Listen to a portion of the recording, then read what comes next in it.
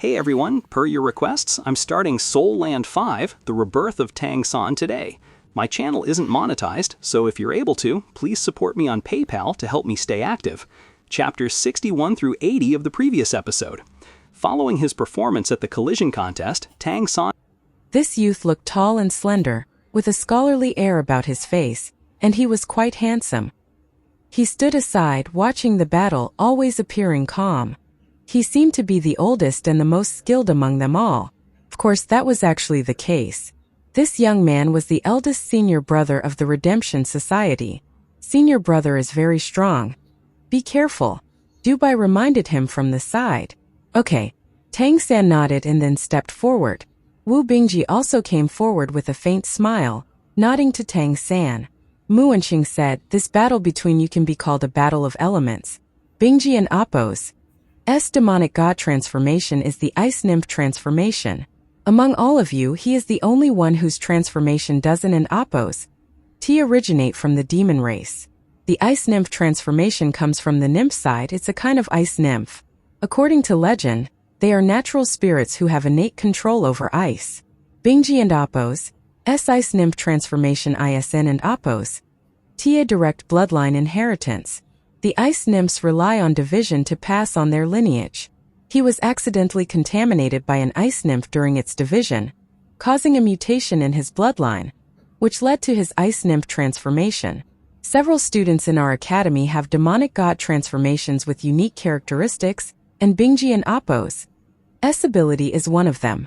Oh, so his transformation is a demonic god transformation from the nymph race. This was Tang San's first encounter with one, and it didn't seem like a regular nymph transformation either. If it could control ice properly, then it had to be a very comprehensive ability. Senior brother, please enlighten me, Tang San said, bowing slightly to Wu Bingji. Wu Bingji smiled and said, "You control your wind blades very well. Controlling elements is also the direction of my study. Let and Appo's exchange our knowledge more in the future. Please go ahead." His voice was gentle and pleasant, devoid of any harshness. Despite cultivating the ice elements, there was and Appo's a hint of coldness about him, and it was very easy for others to feel goodwill toward him. Begin. Muanqing commanded, and both of their auras changed simultaneously. Tang San and Appo's eyes instantly turned emerald green, and a green light enveloped his body. A layer of icy blue light appeared around Wu Bingji, but just like in the case of Tang San, there wasn't any physical transformation. He did not attack first but gestured to Tang San, showing the demeanor of a proper senior brother. Tang San didn't and Appo's hold back. Facing a sixth-order opponent with a rare and undoubtedly powerful demonic god transformation, he was naturally fully alert. He raised his right hand, and two wind blades shot out instantly, tracing arcs in the air and flying straight toward Wu Bingji. Wu Bingji responded the moment Tang San made his move. He raised his right hand, gesturing in Tang San and Appo's direction. In an instant, several crystal-clear ice spikes had already formed before him. He didn't even look at the wind blades tracing arcs in the air. Instead, the dozen ice spikes whistled through the air as they flew toward Tang San. At the same time, a path of ice formed under his feet, leading toward Tang San. Stepping on this icy path, he slid toward Tang San as if flying close to the ground. Facing the ice spikes, Tang San didn't and Appo's release wind blades to counter them. Watching the icy path surging toward him and feeling the rapid drop in air temperature, he actually charged toward the ice spikes. The two wind blades in the air fell first. Wu Bingji showed no intention of dodging, which in turn made Tang San and Appo's attempt to control the fight moot. Since the target showed no intention to dodge, what use was there in such tactics? The wind blades struck Wu Bingji and Appo's back with a crisp sound. The wind blades shattered, but Wu Bingji only faltered slightly in his steps. Is his body turning into ice? Is that state permanent or is it a skill? Either way, worthy of being a sixth order. While the wind blades hit Wu Bingji, Tang San confronted the ice spikes. Facing the ice spikes, he didn't and Appo's release wind blades. Instead, his figure became illusory. Visually, it even seemed like his body twisted in a way that looked simply impossible for someone who had bones. In that critical moment, he slipped through the gaps between the ice spikes, with none hitting him. With that, the distance between the two of them closed. Chang Zicheng and Appo's eyes widened as she watched this scene. She clearly remembered how Tang San had somehow dodged her frontal attack before, moved behind her, and took control of her, which had led to her loss in the match. At this moment she watched intently and she saw everything from an outside point of view. And yet, she was still unable to discern how Tang San dodged those ice spikes. How did he do it? It's clearly not just a matter of speed. Of course she didn't, and Appo's. Tino, this was the Tang sect and Appo's secret technique, Ghost Shadow Perplexing Track. With sufficient cultivation level and a ridiculous number of years practicing this secret technique, Tang San had long mastered the Ghost Shadow Perplexing Track to a degree that not even its creator could have dreamed. The distance between Tang San and Wu Bingji closed, but he deliberately avoided the icy path spreading on the ground. Wu Bingji was surprised by Tang San and Appo's dodging, but he wasted no time. He grabbed at the air, and an ice spear appeared in his hand. He thrust forth the spear, and it instantly turned into a barrage of spear shadows blocking Tang San's path. Moreover, a large cloud of ice mist suddenly bloomed from his feet. With a boom, the ice path burst to shards. The icy mist swept toward Tang San, causing an instant drastic drop in temperature around him, making his movements somewhat stiff. The pressure of a sixth-order opponent was extraordinary to begin with, and Wu Bingji seemed as if he wasn't simply controlling ice, but rather as if he had become a part of the ice element itself. The constantly erupting chill was truly mighty. Tang San and Appo's eyes brightened at this moment, and he released several wind blades. Like in the previous fight with Chang Zicheng, there were 18 wind blades, but a closer look revealed that these were noticeably more concentrated. Tang San moved lightly on his toes, agilely leaping to the side, while the 18 wind blades spun and flew straight toward Wu Bingji. Simultaneously, Tang San raised his right hand before him, a green light in his palm coalescing into a wind blade. Then, another wind blade formed and instantly fused with the first. The resulting wind blade was larger in size, but in an instant it actually returned to the size of a normal one. However, it had a noticeably deeper hue. The green bloodline light in Tang San and Appo's eyes disguised the light of his discerning eye, and under the control of his incredible spiritual power, the 18 wind blades surrounded Wu Bingji, and some of them descended toward his back. Wu Bingji charged toward Tang San, releasing a large cloud of ice mist toward him. At the same time, an ice wall rose behind him, blocking the attack of the wind blades. 3 consecutive wind blades struck the ice wall, causing Wu Bingji and Appo's expression to change. His pursuit of Tang San also paused momentarily. 3 wind blades hit the exact same spot on the ice wall, cutting a deep incision. The following wind blades, neatly aligned, arrived in quick succession. As Wu Bingji paused, the 5th wind blade pierced through the ice wall.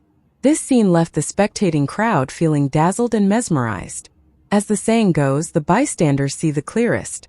The wind blades they observed seemed to be flying erratically in the air, but the next instant, they suddenly adjusted their flight direction, descending from the sky in a neat column and striking directly toward Wu Bingji. 18 disorderly wind blades were going for perfect, scalpel-like cuts. For the first time, Wu Bingji seemed somewhat flustered. He couldn't and Appo's focus on pursuing Tang San anymore. Instead, he let the ice mist spray toward Tang San while he instantly turned around, his ice spear dancing in his hand to block the barrage of wind blades launched by Tang San and Appo's 100 birds homing strike. With each wind blade Wu Bingji shattered, an explosive sound echoed. However, the wind blades were coming too fast and too close together. Even though he pushed his control of the ice element to the extreme, even creating another ice wall, he still kept retreating while defending. The relentless assault, wave after wave, left Wu Bingji feeling breathless. Meanwhile, Tang San swiftly dodged to a distance whenever the ice mist was sprayed. Although his movements were slightly slowed due to a layer of frost on him, the wind blade in his hand was still constantly changing. One after another, wind blades appeared, then overlapped and compressed. At this moment, the wind blade in his hand, only a foot wide, had turned a deep dark green. It clearly contained a terrifying amount of energy. This level of control shocked both Guan Longjiang and Mu Enqing. Tang San was only 5th order, while Wu Bingji was 6th order. One controlled the wind element and the other the ice element. The ice element was relatively stable and easier to maintain compared to wind, and its power was more potent and suitable for both offense and defense. However, Tang San and Appo's control of the wind element was unquestionably superior, especially his method of compression, which required deep familiarity with the nature of the wind element. He hadn't stopped after compressing it once.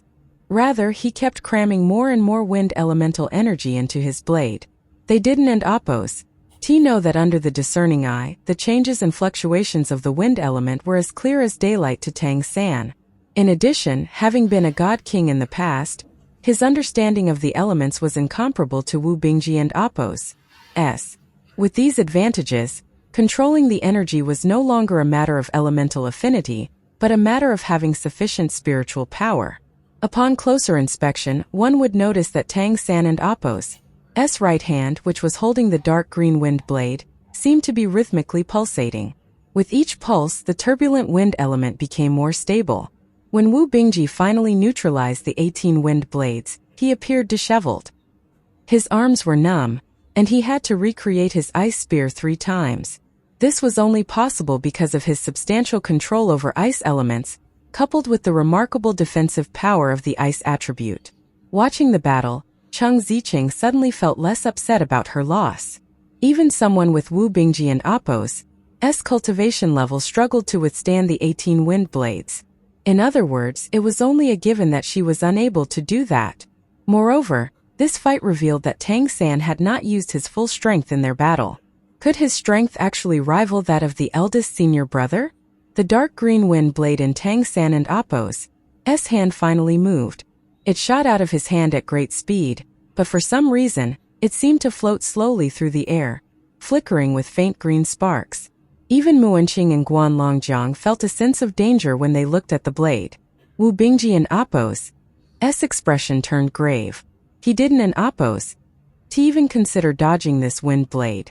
From Tang San and Appo's previous wind blade techniques, he understood that he couldn't and Appo's avoid Tang San and Appo's wind blades even if he wanted to. Wu Bingji took a deep breath, and his whole body instantly turned ice blue. On the other side, Tang San and Appo's face visibly paled after releasing the wind blade, showing signs of excessive exertion. An ice shield formed in front of Wu Bingji, quickly turning from a paper-thin ice sheet into a thick wall. It was then followed by another one. The ice blue light Wu Bingji radiated kept flashing as he rapidly conjured one shield after another. A total of 9, all positioned in front of him. The sight was spectacular. Siru, who had appeared in the courtyard at some point, watched intently as the dark green wind blade flew toward the ice shields, his eyes sparkling. The narrow wind blade seemed disproportionate to the stacked 9 ice shields, but he understood that creating this wind blade was a much more complex process than forming the 9 ice shields. To condense 9 ice shields, one only needed sufficient cultivation. Wu Bingji, boosted by his ice elemental form, had gone all out to create them. Though the process was exhausting in terms of energy, it didn't and Appo's require much skill. However, compressing such a vast amount of wind element into a small wind blade requires a terrifying level of understanding and control over the element. And this was achieved by a child who is only 9 years old? Oh, Mayor, you did strike first and strike hard. Finally, the dark green wind blade collided with the ice shields. Almost instantly, the first ice shield was pierced through and shattered to pieces. Like cutting through water, the dark green wind blade successively pierced each ice shield, leaving behind a trail of ice chunks and a cloud of cold mist. As the battle reached this point, even the onlookers held their breath, watching this astonishing scene with wide eyes. The 6th, 7th, and 8th ice shields shattered in succession. The wind blade finally struck the last ice shield. Just as everyone held their breath and Wu Bingji and Appo's face turned pale, the final ice shield managed to resist. The highly compressed wind blade had finally exhausted its last bit of wind elemental energy and failed to penetrate the 9th ice shield, only leaving a deep mark in it. I lost, Tang San said, breathing heavily. His aura significantly weakened and cold sweat broke out on his forehead, a side effect of excessive mental exertion. Controlling and compressing this wind blade was difficult for him, but it was also a meaningful attempt. His cultivation had risen to the 5th order, and his mental strength had also increased due to the effects of the discerning eye. He wanted to try abilities that would allow him to fight above his level. Today and Appo's concentrated wind blade was precisely such an attempt. Wu Bingji was momentarily stunned, then released his ice elemental body. Although his recovery ability was actually stronger while the ice elemental body was active, casting 9 ice shields in succession had nearly exhausted his strength and he could no longer keep it up. The young man looked at Tang San with a complex expression on his face and said nothing. Instead, he simply nodded. Tang San responded with a smile. Phew, it was only then that someone finally exhaled. Aside from the sound of heavy breathing, the courtyard was eerily silent. When Tang San had defeated Chang Zicheng, the students hadn't felt anything in particular about it. However, in this battle, facing his senior brother and the strongest student of the Redemption Society, he had pushed Wu Bingji to his limits. This would have been one thing if it was one of the older and more advanced students, but Tang San was at the 5th order and only 9 years old. Wu Bingji, meanwhile, was nearly 17. So, how powerful would Tang San be when he turned 17? How powerful would he be when he turned 27? Or 37? Siru strolled over from the side, and upon seeing him, Guan Longjiang and Mu Enqing returned to their senses. Siru approached Wu Bingji and asked, "Do you know where the difference between you and him lies?" Wu Bingji nodded with a bitter smile. "In terms of control, especially elemental control, little Tang is much stronger than me." Siru nodded, saying, "You and Appo's not as good as him regarding mental strength and elemental comprehension. I Don and Appo's know how he has cultivated the wind blade ability to this level, but facts are facts. In terms of elemental control, you should learn from him in the future. If you can elevate your control of the ice element to his level, you might be able to reach the 7th order just based on that." "Yes," Wu Bingji nodded, then turned to Tang San. "I hope you and Appo's hesitate to teach me, junior brother. Senior brother, you are too polite.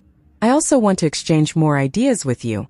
Tang San was very interested in Wu Bingji and Appo's ice elemental body, wondering if it was a natural result of the demonic god transformation, or if it was something he had developed by himself. Tang San and Appo's performance in this practical combat class was undoubtedly impressive. The teachers and Appo's looks toward him had changed. With that, it was time for Mu Enqing to discuss the results. All the students lined up in a row, and Mu Enqing stepped forward, his gaze sweeping over everyone. "Alright, let's talk about how you did. First, Tang San versus Chang Zicheng. Chang Zicheng, the main reason you lost was a disparity in strength. Of course, that's normal, so I won't hold it against you. The problem is that you failed to use your advantages before losing. From the beginning, Tang San thought of countering your advantage in flight by not giving you a real chance to take off.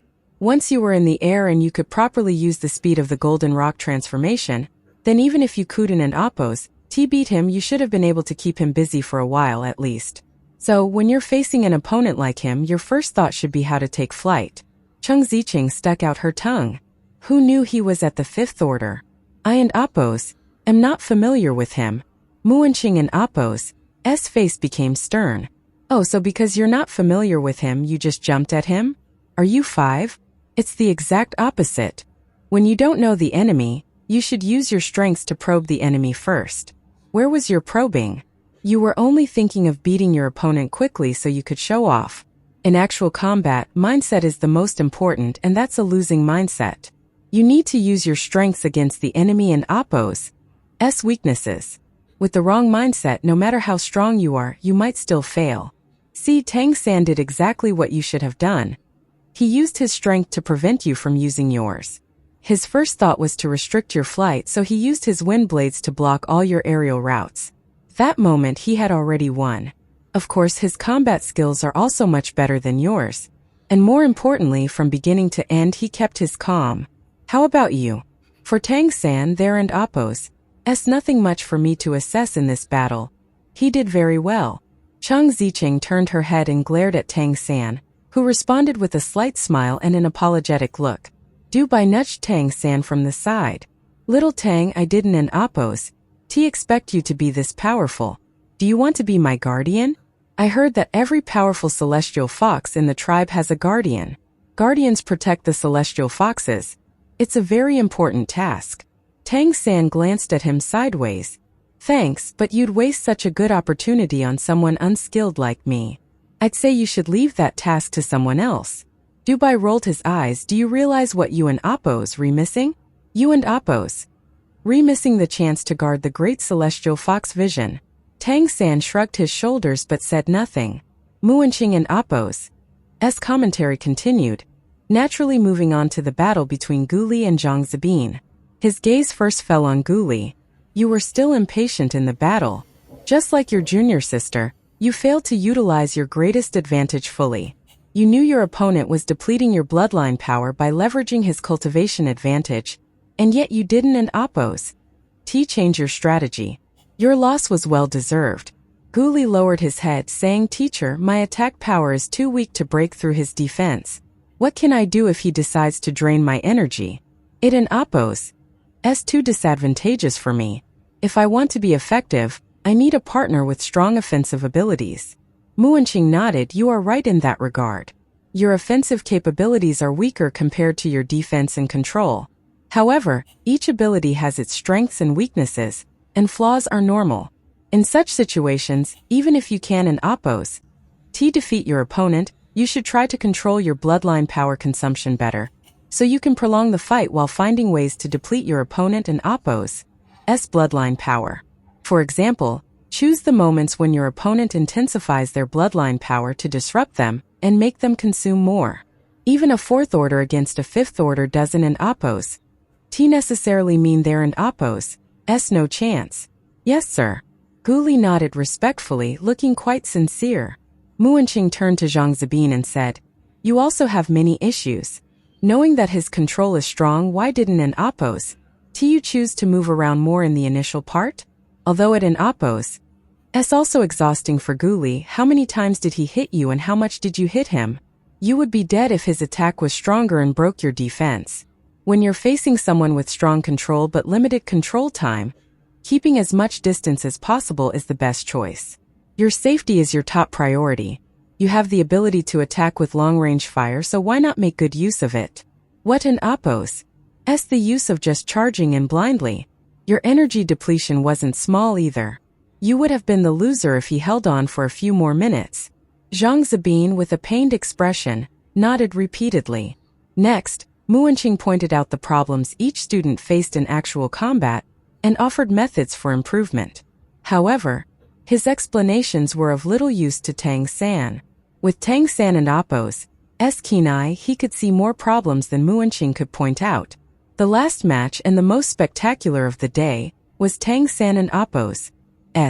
He might say he lost, but in my eyes he didn't and Appos' Bingji would have lost if that last attack had been just a bit stronger. Now that I think about this battle carefully, I see that both sides responded almost perfectly, especially Tang San. He dominated the match until the end, and he only lost due to a lower cultivation level. His control over the wind element surpassed Bingji and Appos' control over the ice element. The ability to compress elemental energy to such an incredible degree is something I have never seen in a student, and unleashing such powerful attacks with the ordinary wind blade ability of the wind wolf transformation is something new to me as well. Today I have no critiques for him, only praise. In the use of abilities in actual combat, although he and Appos' the youngest, he seems to be performing better than all of you. Wu Bingji thoughtfully pondered, showing no impatience despite his teacher's criticism. In terms of strength, the wind element is inferior to the ice element and less stable. Therefore, controlling it is much harder. Under these circumstances, Tang San's control is awe-inspiring. This is a rare talent. Everyone should learn from Tang San in terms of control. In Today and Appos' practical class, Tang San became famous after 2 battles, particularly against Wu Bingji. This earned him everyone and Appos' attention and recognition of his strength. The Wind Wolf transformation was undoubtedly the weakest among all the demonic god transformations. Still, Tang San had skillfully utilized it to master the Wind Blade, eliminating any underestimation from his fellow students.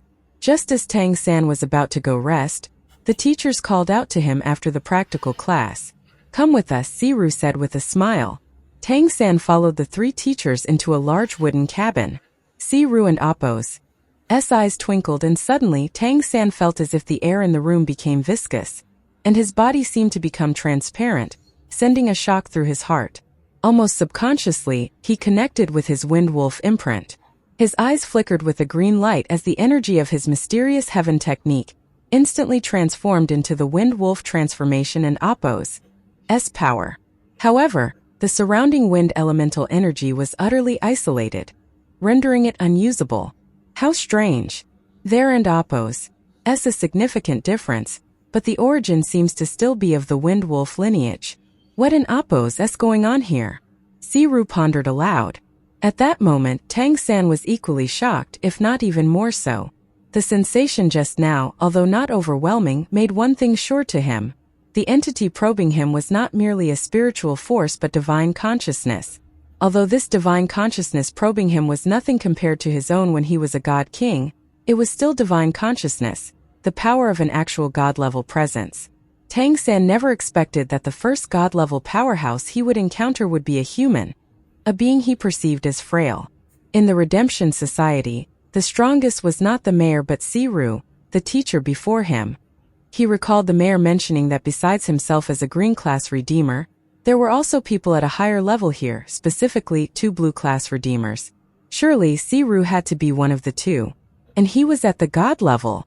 Of course, with Siru and Appo's divine consciousness detecting the sliver of divine consciousness in Tang San and Appo's mind was impossible. There is a vast difference between levels of divine consciousness. Even if Tang San and Appo's sliver of divine consciousness was weak, it was still at the level of a god king, far surpassing Siru and Appo's. What in Appo's happening? Guanlongjiang asked are you dead? Yuanqing comforted Tang San, saying Don and Appo's, worry. The teachers are just examining your body to see where your demonic god transformation has mutated. This will help us tailor our teaching to your needs and better develop your abilities. Indeed, after the 2 battles Tang San participated in today, the teachers almost unanimously agreed that his demonic god transformation must have mutated. How else could he display such formidable power? It defied all conventional understanding, but where the mutation occurred was crucial. Research on demonic god transformations was ongoing among humans, especially for someone like Tang San, who exhibited such strength at a young age. It was extremely rare and not to be overlooked. When Tang San used the wind blade ability, his body showed no physical transformation, no parts turning into anything resembling the body parts of a wind wolf. This was similar to Wu Bingji and Appo's ice nymph transformation, which was purely an energy-based change. However, the bloodline fluctuations in Tang San and Appo's body resembled those of the wind wolf demon, not an elemental wind body. Thus, in terms of pure elemental control strength, he was inferior to Wu Bingji and Appo's ice nymph transformation. However, what was astonishing was his exceptional control over the wind element. Despite the inherent weakness of the wind element compared to the ice element, he compensated by compressing it, enhancing the intensity of the energy to a level that even surpassed that of Wu Bingji. Siru, Guanlongjiang, and Muanqing had all noticed that Tang San was somewhat holding back. Otherwise, it was questionable whether Wu Bingji could have won the match. This showed that Tang San possessed maturity and composure far beyond his years, which was quite remarkable. Additionally, considering how the mayor had eagerly taken him as a disciple on his first day, the teachers and Appo's curiosity about Tang San had significantly increased. Tang San nodded in response, showing no sign of dissatisfaction. Siru frowned slightly and asked, Tang San, tell us, how do you control the wind element? Tang San paused, then said, I can actually see the elemental energy, and it listens to me so I can control it. I kept playing with the element after I noticed that, and it listened to me more and more. I tried to make it work in different ways, and I found that some of them were actually practical, so I can use the wind energy to produce a couple of different effects. Having arrived here, Tang San knew these teachers were different from his former teacher, Wang Yanfeng. They were both more experienced and far more powerful. Therefore, his adept control of the wind element would surely arouse suspicion and curiosity. Since the mayor had instructed him not to reveal the secret of the mysterious heaven treasure record, he had to explain it differently. He already had a plan in mind, having expected that something might happen, and he did not panic. You can observe the elements? Siru and Apos. S interest was piqued. Then tell us, what does the wind element look like? Tang San said they are individual points of light, green in color. They are lively, constantly moving in joy. They love freedom and hate constraints. If I try to restrict them, they become irritable. But if I let them move freely, they are happy to do what I ask them. His profound understanding of the elements was evident. He had described their characteristics in just a few words. Upon hearing his description, Guanlongjiang and Muenqing and Apos' gaze involuntarily turned towards Siru. Siru nodded slightly and said he and Apos' right. I believe he can see the wind elemental energy. Otherwise, his understanding of the elements Kuden and Apos' be so profound. Wow, we and Apos' found a treasure. This kid has an exceptional talent for controlling the wind element. I and Apos' am almost certain that his wind wolf bloodline is a mutation, and the mutation is specifically in whatever aspect allows him to control the wind element. In this regard, he has a unique perception of elemental energy, and his spiritual strength has also been enhanced thanks to this perception. To sum it up, his excellent control over wind is due to a high affinity with it as well as his strong spiritual power. He looked intently at Tang San and said, Tang San, the mayor is not skilled in elemental abilities, as you should know. In our academy, the one most adept at using elements is me. Therefore, I think it and Apos' inappropriate for the mayor to instruct you, especially when he and Apos' busy. Why Don and Apos'? Do you consider taking me as your master instead? I will guide you in your cultivation of elemental abilities. Guanlongjiang coughed. Old see that and Apos' not right. How can you compete with the mayor for a disciple? I have gained a deeper understanding of the elements over these years. I have been directly instructing Wu Bingji. Why Don and Apos'? You join in. I and Apos' guide both of you. It one and Apos' be long before you reach the sixth order. Muenqing turned his head away. Being an honest man, he felt somewhat embarrassed by these two earnestly competing for a disciple. Tang San looked at the two of them, now understanding the mayor and Apos' previous admonition. The mayor had anticipated this scenario. The teacher said that within the academy, one can only acknowledge one teacher formally. Perhaps you should discuss it with him? Don and Apos' know what to do. He was clearly shifting the responsibility, and they knew it, but they couldn't blame him. How could he make such a choice at this moment? From Tang San's perspective, it was in fact an easy choice. For one, he had already acknowledged a master, and he was not planning to renege on the agreement. In addition, the mayor knew his secret, and even if that hadn't been the case, he still couldn't and Apos' risk offending someone so powerful. That bastard, Siru muttered resentfully, leading the youth astray. I and Apos' go find him. As he said this, a blue-purple light flashed around him, and in the next instant, he had vanished into thin air. In an instant, Tang San felt the power Siru had just used, and his surprise only grew even more. Perhaps Siru was right. He might be the strongest in the academy in terms of elemental cultivation. Not only was he at the god level, but he controlled lightning of all things. Lightning was known for its explosive nature, and the lightning of such a high-level cultivator had to be truly formidable. Guanlongjiang helplessly said, Tang San, you should head back for now. We and Apos' talk about this matter later. Focus on your cultivation. You have great potential. Do your best to improve your cultivation level soon. You can start taking on tasks directly. Tell Dubai and Cheng Zicheng to lead you to the task board. The academy will also organize some beneficial tasks for you to participate in. You might want to check out the academy and Apos' small store.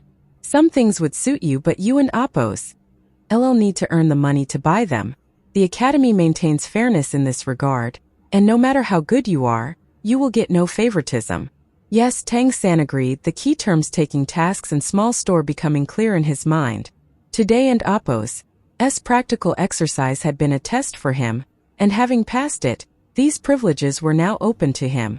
He would need to check them out to familiarize himself with the place. As Tang San went to find Dubai and Cheng Zicheng, at the mayor and Apos' residence, the mayor stood in the center of a room, respectfully bowing toward the main seat. Saint Mother, Mayor Zhang Haoshuan said, bowing with deep respect. Mayor Zhang, please Don and Apos' T be so formal.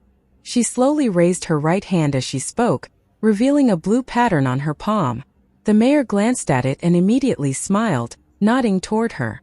The woman sitting in the seat of honor was dressed in a light blue long dress, and her head was covered with a conical hat that had a veil hanging down, concealing her face.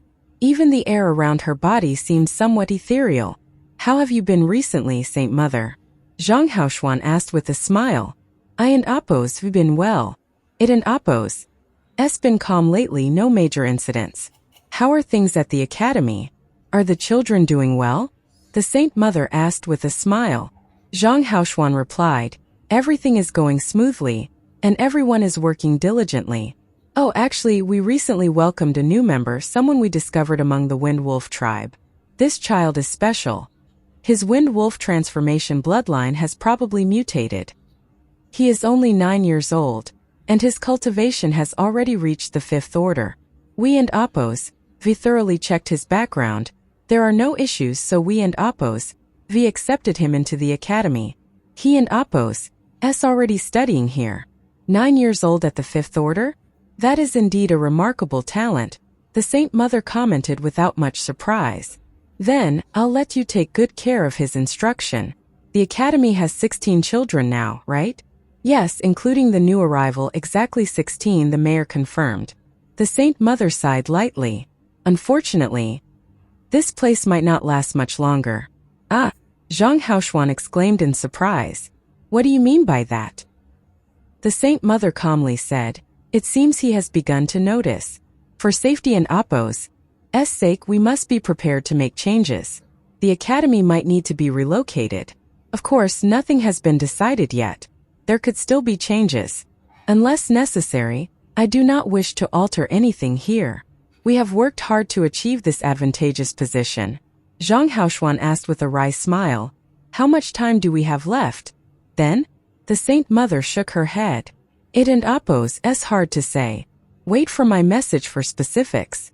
There shouldn't and Appos' be too much danger. Understood. Please take care of yourself as well.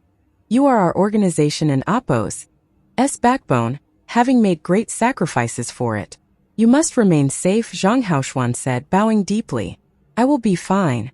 For the greater cause, I will certainly persevere. Just then, the Saint Mother and Appos' veiled gaze turned toward the door. The next moment, the door burst open, and an angry voice followed. How dare you, Zhang Haoshuan, you despicable! The words stopped abruptly as a blue-purple light gathered in the room, quickly turning corporeal. It was Siru. When he noticed the woman seated in the leading position, his mouth twitched slightly and he bowed, saying, Saint Mother, I apologize. I was not aware of your presence here. The Saint Mother smiled slightly. No need for formalities, Teacher Siru. I see that you still have that fiery temper. Scratching his head awkwardly, Siru said, Canon Appos' help it, my bloodline is like that. Zhang Haoshuan, with a hint of annoyance, said, You come rushing in.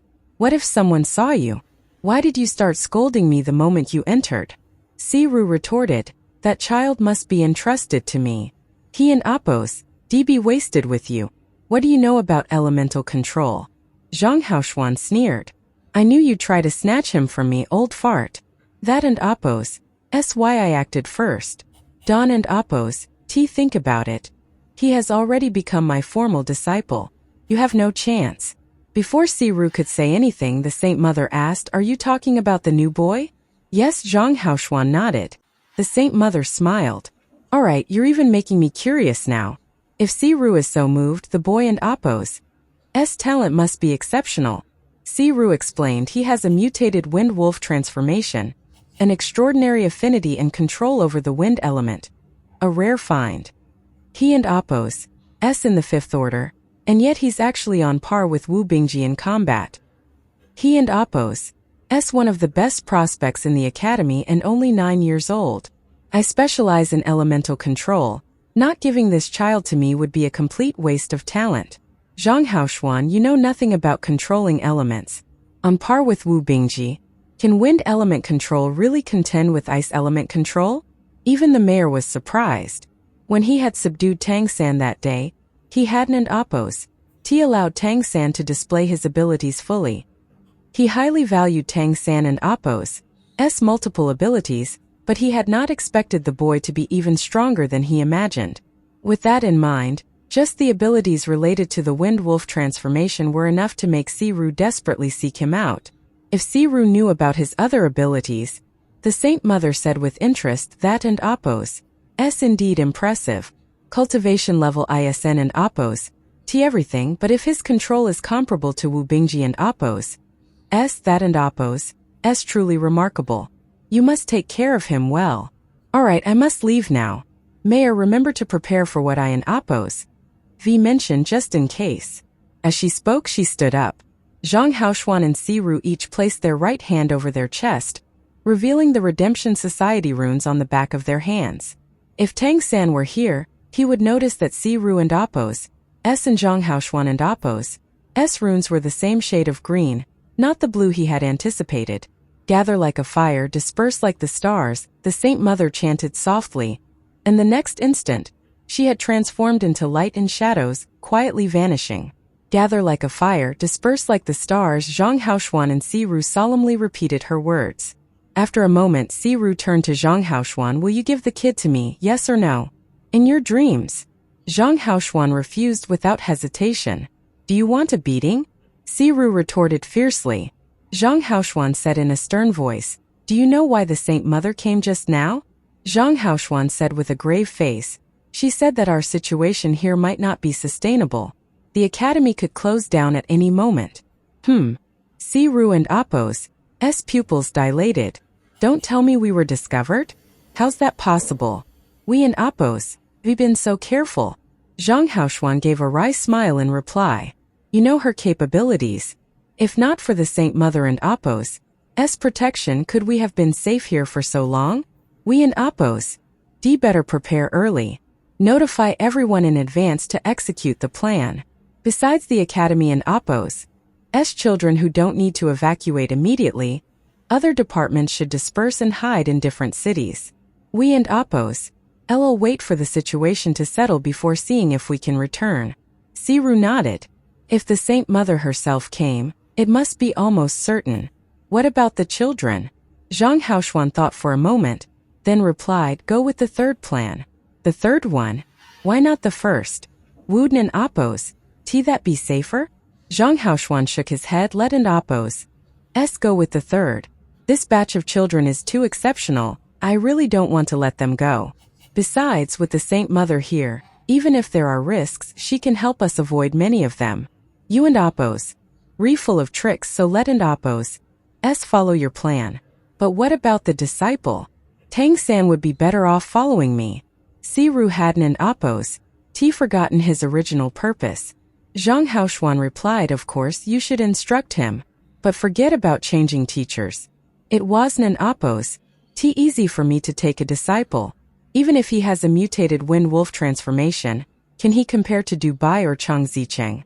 Even Wu Bingji and Appo's Ice Nymph transformation didn't and Appo's move you. Why are you so eager this time? When will you change this impulsive nature of yours?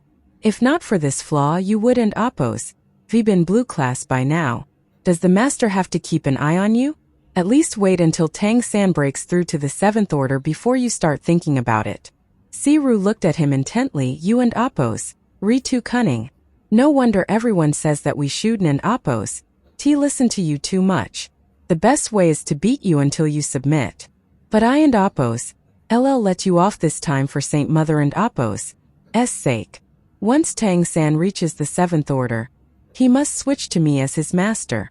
Zhang Haoshuan glanced at him, but when he replied, his voice was perfectly calm. Right, let him choose when he reaches the 7th order. If he and Appo's willing to betray his master and take you as his master instead, I won and Appo's oppose it. Realizing he couldn't and Appo's win the argument, Siru simply stopped talking. He turned and left without engaging in a physical confrontation with Zhang Haoshuan. Watching him go, Zhang Haoshuan sighed softly. Old C, if only you knew. That child might represent another hope for humanity. Forget about you and the others. I haven't even reported this to our leader.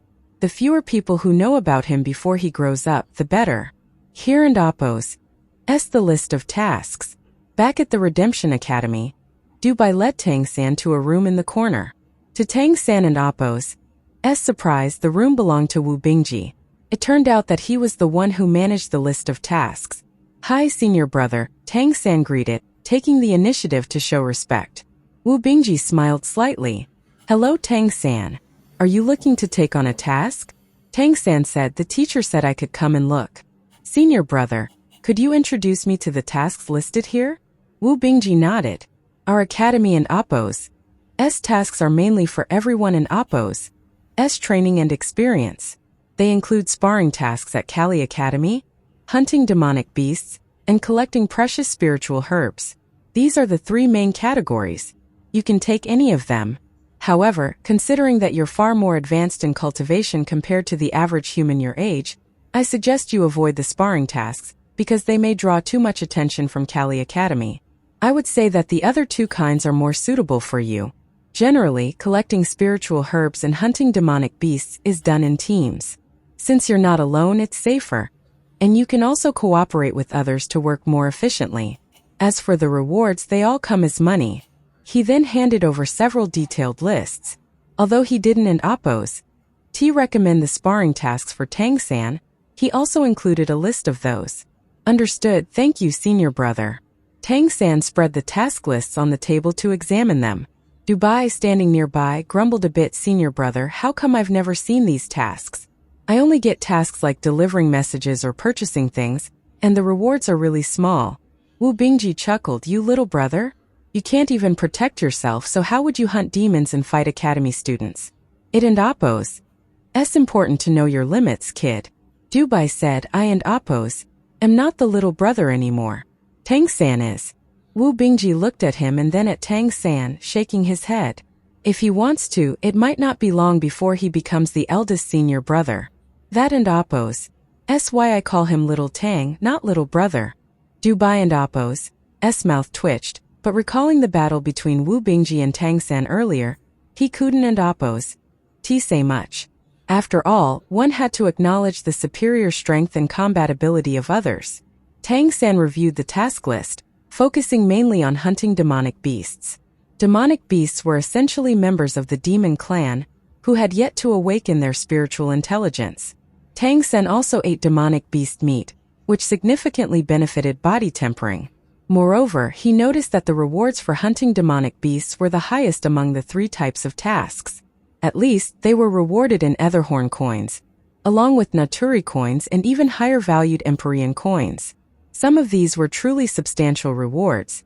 Tang San was most interested in hunting demonic beasts, not only because of the generous rewards, but also because he wanted to see if the bloodline power of demonic beasts could be directly devoured.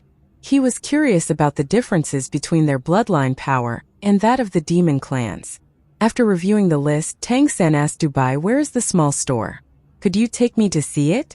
Dubai smiled. "Right, let an Appo's go to the store. Once you see what an Appo's there, you and Appo's know what you want, and you can choose the task so you can earn money for what you want as fast as possible." Tang San bowed to Wu Bingji again, and as he was about to leave, Wu Bingji said, "Little Tang, if you and Appo's free tonight, I and Appo's like to come to see you to discuss some things about elemental control. Is that all right?" This senior brother had no air of superiority about him, nor did he show any negative emotions due to Tang San and Appo's display of strength in the previous practical test. Tang San could feel his sincerity and smiled in response. "Of course, that and Appo's fine, eldest senior brother. You and Appo's being too polite. Let and Appo's discuss it together."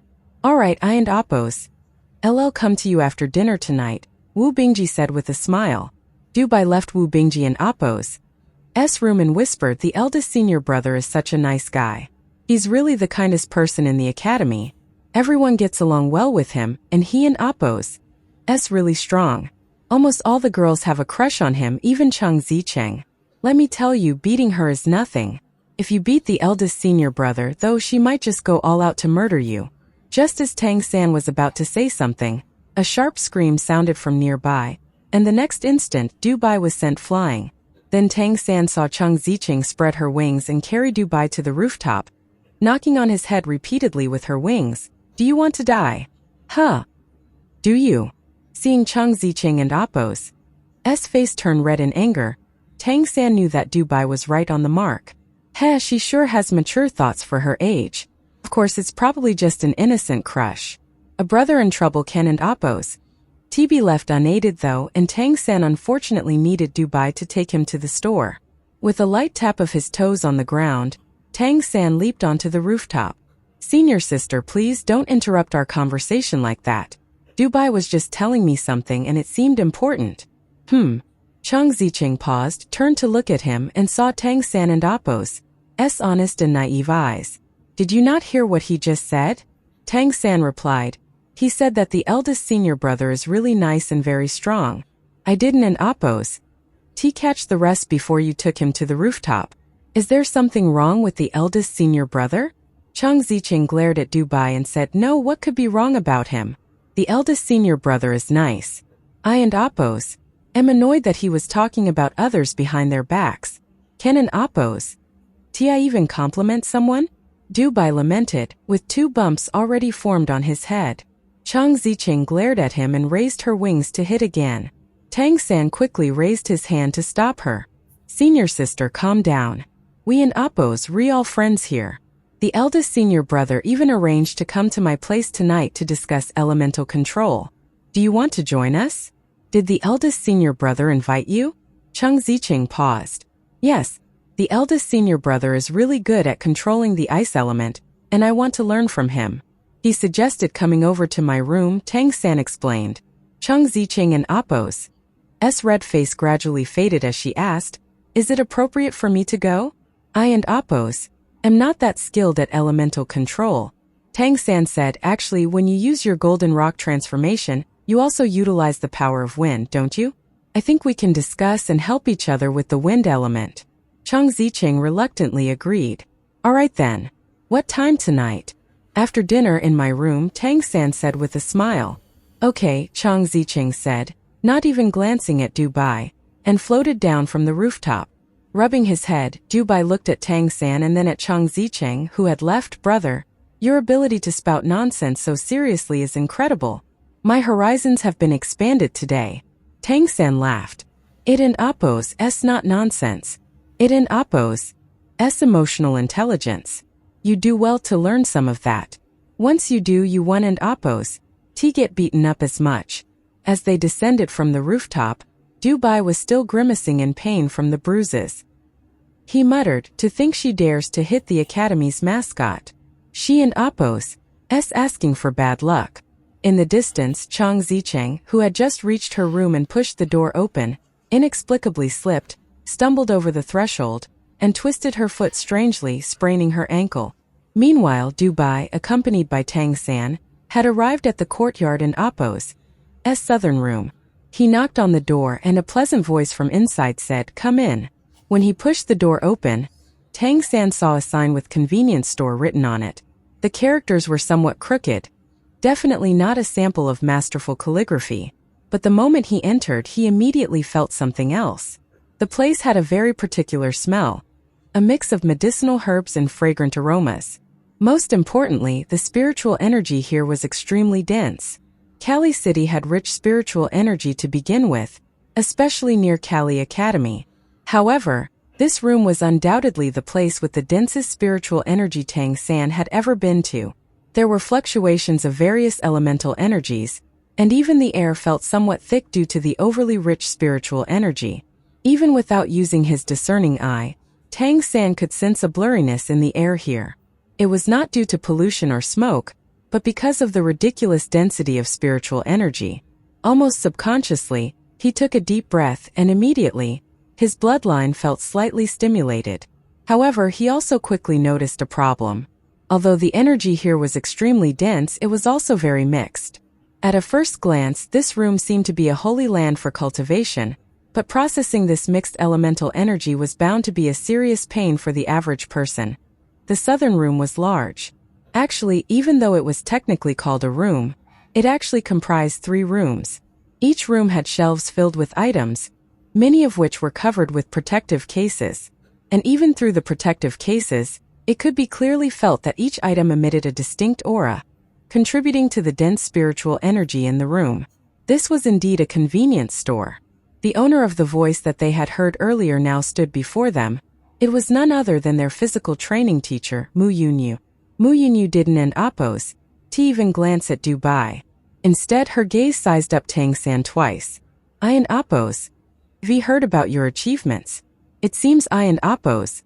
V been too conservative with your physical training. You oppose. I'll need to step it up tomorrow. Tang San oppose. S mouth twitched involuntarily, and he replied helplessly, all right, Teacher Yunyu. Mu Yunyu said, take a look around. Our store has plenty of good items. Do you need me to introduce them to you? Each item has a description underneath so you can check them out yourself. Tang San quickly responded, I oppose. I'll take a look myself. There oppose. No need to trouble you, Teacher Yunyu. Although the items in this world were somewhat unfamiliar to him, the discernment of a god king was not to be taken lightly. Moreover, with descriptions available, he wouldn't oppose to miss any suitable items. Just as Tang San was about to start looking, Dubai beside him suddenly started limping. Teacher Yunyu, I think I oppose. V pulled a muscle today. Can I take a rest tomorrow? Mu Yunyu responded indifferently, get lost. You don't oppose. T have money to buy anything, don't oppose. T be a nuisance here. This scene made Tang San chuckle lightly. It seemed that Mu Yunyu knew Dubai quite well. He didn't oppose T say much. Instead, he carefully examined the items on the counter, looking for treasures that might aid his cultivation. After all, the items he could find in such an energy-rich environment had to be extraordinary. Although Dubai was driven away, he didn't oppose T leave. Instead, he quietly watched Tang San from a corner of the room as the latter was selecting items. He seemed to understand his role here. He was just a follower, and Tang San was the real protagonist. Tang San oppose. eyes scanned the items on the cabinet individually.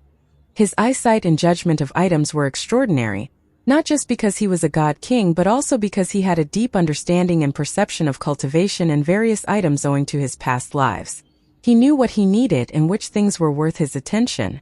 This so-called convenience store was a place of hidden dragons and crouching tigers, where each item had its unique value and purpose. Tang San was very careful as he browsed, hoping to find a true diamond in the rough. After all, in this world full of mystery and adventure, even the most inconspicuous item could turn out to be something vital to reaching higher realms. In the meantime, Dubai was fussing around. Teacher Yunyu, I am the academy's mascot. You should be nicer to the mascot. Mu Yunyu disdainfully said. Oh please, your meager power of fortune can't oppose T affect me just yet. Wait until you break through to the 6th order. Well, not that you'll ever get there in this lifetime. Dubai oppose. S mouth twitched. Teacher Yunyu, that oppose. S not fair. Why can oppose T I break through? I definitely can. Stop talking nonsense. Get out of here. Don oppose. T let me see you and get upset. Dubai helplessly said, alright Teacher Yunyu, I oppose. I'll leave first. In this academy, sadly, he couldn't oppose T afford to provoke anyone. Watching him leave, Mu Yunyu shook her head helplessly. In the academy, if one had to judge who had the greatest talent at the demonic god transformation, it was rather hard to determine. However, in terms of potential and rarity, the celestial fox transformation was a clear first. After all, even on the scale of the entire demon race, the celestial fox vision was one of the top existences. The Grand Priest of the Celestial Foxes was one of the figures with the greatest influence in the ancestral court. Unfortunately, the bloodline power within Dubai was still relatively thin. Perhaps it was just too complicated for humans to get any great achievements in this aspect. Therefore, his cultivation of the celestial fox vision was really slow. The academy actually provided him with more resources than anyone else, and correspondingly had the highest expectations of him. Dubai barely had to complete tasks to receive the best resources from the academy. But even until now, he still hadn't oppose T broken through to the 4th order. Of course, if he could break through to the 4th order, he would be at another level altogether. The things that a 4th order celestial fox vision could do were far beyond what the boy could accomplish now. After Dubai left, Mu Yunyu returned to the chair in the main room and sat down. flipping through a book in her hand. Tang San, on the other hand, simply ignored her and continued to check the items for sale at this convenience store. He started from the room on the far left. Most of the items in this room were plants, and just as Mu Yunyu said, each had a simple annotation below along with a price tag. There were an incredible variety of spiritual herbs, each containing different types of energy and with different effects. As for the cost, it was naturally high. The more precious and suitable for general cultivation, the more expensive the spiritual medicine was. Since arriving in this world, Tang San had never taken any spiritual medicine. However, in his past life, he had been known for his knowledge of spiritual medicines. After all, he had been an inner disciple of the Tang sect, which was renowned for its study of medicine and poisons. Thanks to the mysterious Heaven Treasure record, he had been able to make excellent use of plenty of spiritual herbs. However, the spiritual medicines in the demon continent differed from whatever he had seen in his past lives, perhaps due to the presence of nymphs and demons in this world. But spiritual medicines were still spiritual medicines, and many of them had similar properties and effects. As Tang San browsed through them, he assessed and compared them in his mind. Just looking at the annotations of these herbs was greatly helpful to him, giving him a deeper understanding of the species in this plane. During that time, Mu Yunyu looked at him 3 times, each time finding that Tang San was fully focused on reading the introductions of the items in the small shop. A 9-year-old child being so calm and composed surprised her, making her nod in approval secretly. When Dubai first came here, his first question was about the most expensive item, and his second was about what could make him advance in rank immediately. He didn't oppose. He get to ask his third question before Mu Yunyu kicked him out. In contrast, Tang San asked nothing throughout his visit, instead going ahead and inspecting all 3 rooms by himself.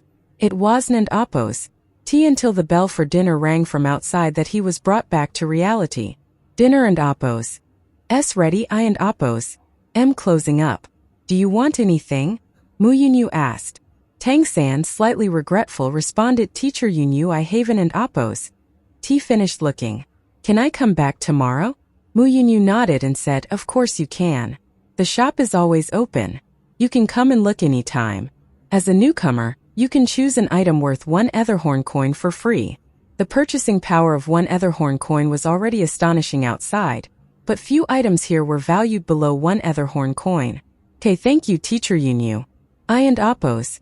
I'll have dinner now and come back to choose tomorrow, Tang San said, leaving contentedly. He hadn't oppose. He expected that his biggest gain today would be seeing this small shop, which significantly increased his understanding of the species of the demon continent. Dinner was still lavish, but obviously without demonic beast meat, as such a thing wasn't oppose. Easily obtained. Tang San heard from Dubai that, even if a demonic beast was hunted, it was generally sold to Kali Academy. The academy would pay good money for it, and that was one of the essential sources of income for the academy town. After dinner, Wu Bingji and Chang Zicheng arrived as promised. When Wu Bingji saw that Tang San had also invited Chang Zicheng, he was slightly surprised, but he just smiled at Chang Zicheng without saying much. Tang San poured each of them a glass of water, and they sat down in the living room. Wu Bingji said, Little Tang, I and oppose. Am very interested in your wind blade compression and the way you control the flight of the wind blade. Is it purely controlled by spiritual power, or is a technique involved? Tang San replied, The compression of the wind blade is a combination of spiritual power and my own bloodline power. As for the method of launching the wind blade, that one relies more on technique, supplemented by some control of spiritual power. Mainly based on technique? Chang Zicheng looked at him in surprise. Everyone thought Tang San and Appo's spiritual power was extremely high, which is why he could precisely control the wind blade, so it was unexpected for him to say that it was actually a specific technique that allowed him to do that. Tang San nodded and said, It and Appo's indeed mostly based on a technique, actually something I developed. His words were somewhat ambiguous, but it wasn't Appo's. Wrong to say he had developed it himself. The hidden weapon 100 separations art of the Tang sect was indeed exquisitely skillful, but the original art was far from the level Tang San had achieved in his previous life. After all, back in the old Tang sect, he had enjoyed no supernatural abilities or control over spiritual power. By contrast, in his next life in the Douluo continent, he combined the Tang sect and Appo's hidden weapon techniques with actual spiritual power, greatly enhancing the power and possibilities of hidden weapons and the corresponding techniques. This was not something that could be achieved overnight. It was not only an important inheritance from his first life, but also the fruit of many years of labor on his own part. Wu Bingji and Appo's eyes brightened. Can you teach me this technique? Tang San looked at him, slightly hesitant. The techniques of hidden weapon 100 separation of the Tang sect were truly intricate, and while his own use could be attributed to some kind of unique talent, teaching them all to Wu Bingji was a different matter. This was unlike his time in Windwolf Town. This place was an important stronghold of the Redemption Society. If Wu Bingji learned these skills, it would likely arouse the organization and Appo's suspicion. Even with the mayor providing cover as his master, it wasn't Appo's good. Wu Bingji noticed his hesitation and said, I can compensate you with a task. Would that be all right? Cheng Zicheng suddenly spoke up. What need is there for compensation? We are all friends, little Tang. Come on, be a good sport, will you? Tang San glanced at her thinking, this girl is exactly as Dubai said. The charm of the eldest senior brother is indeed astonishing. Before Tang San could speak, Wu Bingji seriously said, Zicheng, you can and Appo's say that. Our teacher has always taught us the principle of equivalent exchange. This is an internal rule of the academy, and that's why we have the task lists. To obtain something, we must give something in return. Little Tang, you can name a price, and if I can afford it, I will pay you. Tang San replied, eldest senior brother, it and Appo's. It's not that I don't want to teach you. It and Appo's. It's just that these techniques I created myself are good for controlling the wind element, but I'm not sure they would work as well for the ice element. I need to think about it for a bit. There might be something that would work for you. Wu Bingji gratefully said, thank you for that. You and Appo's. Rewrite. Different elements have very distinct characteristics. The ice element is one of the more stable among the elements, and it's suitable for both offense and defense. Actually, that's my problem right now. I and Appo's been somewhat confused recently. I'm not very sure whether to focus more on offense or defense. Today and Appo's battle with you was quite enlightening. I never expected that you could make the wind element so powerful with your fifth order cultivation. It seems there is no inherent strength or weakness among the elements. It all depends on the user. Tang San nodded. Yes, I also don't think there are stronger or weaker elements. Well, it's true that some elements have some special characteristics. Like Guli and Appo's chronocroc transformation today, controlling time is an incredible ability, even if it can't be used that much. But besides that, I think they're all the same. All we can do is do our best to understand our own elements, make use of their strengths, and cover for their weaknesses.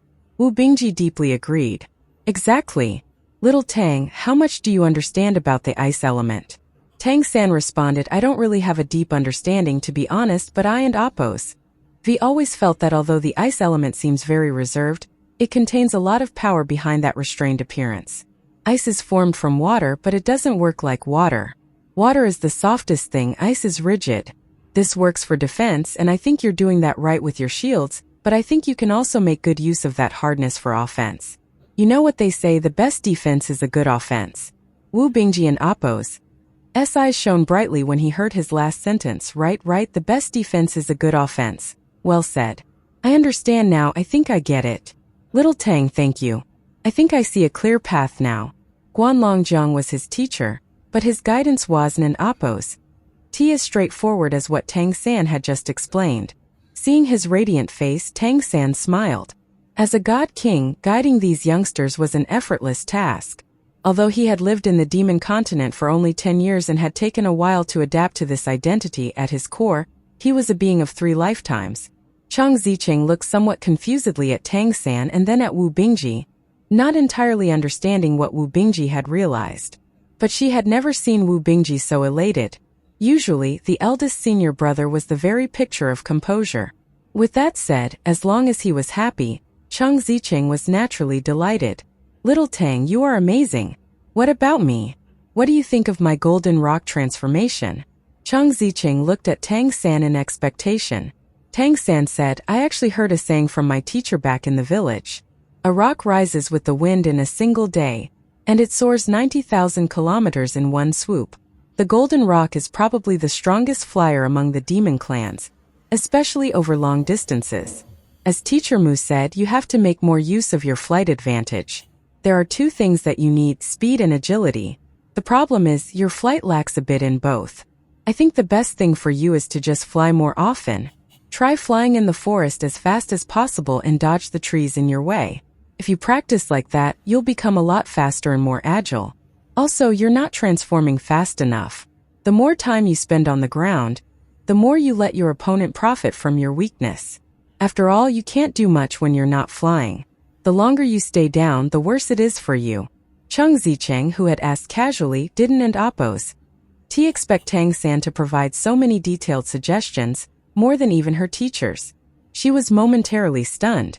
Wu Bingji, who was listening from the side, nodded repeatedly. That makes sense.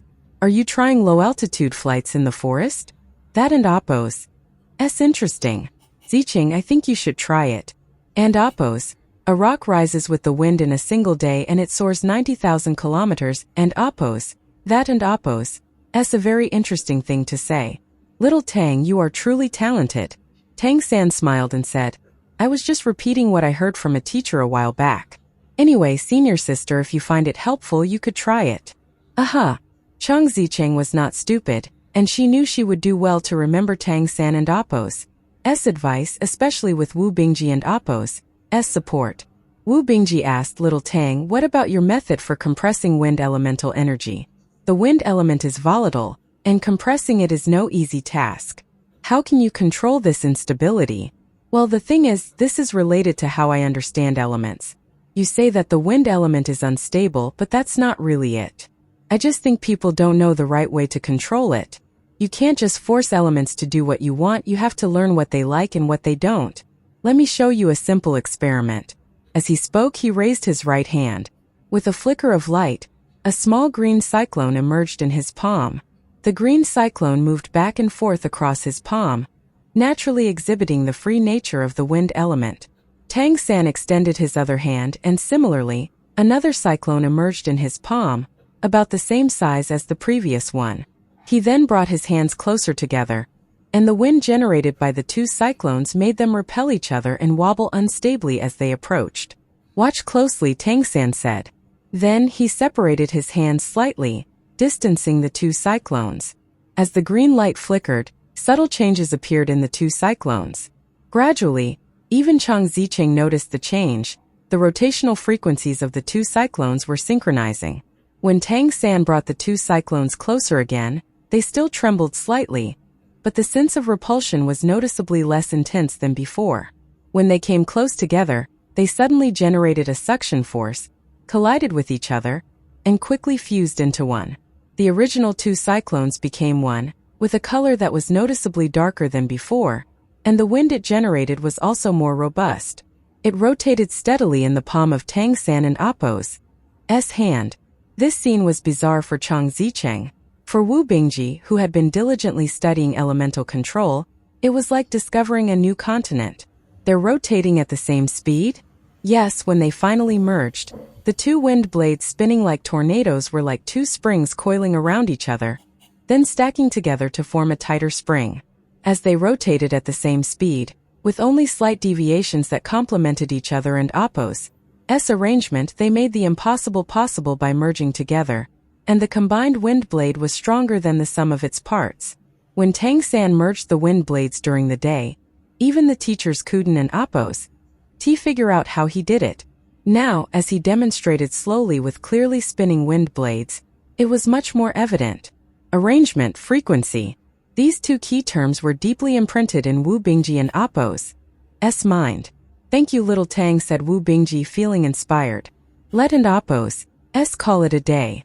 I think I can and Appo's deal with anything else for now. I need to digest this properly. Thanks again.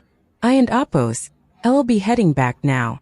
Saying this, Wu Bingji stood up, bowed slightly to Tang San, then turned and left without hesitation. He cherished the inspiration he had just seized. This inspiration could even be his chance to break through to the seventh order soon. Tang San watched Wu Bingji leave, and a faint smile appeared on his face as he thought, a teachable pupil he is indeed. Seeing Wu Bingji leave, Chang Ziqing looked at his departing figure for a moment, then back at Tang San.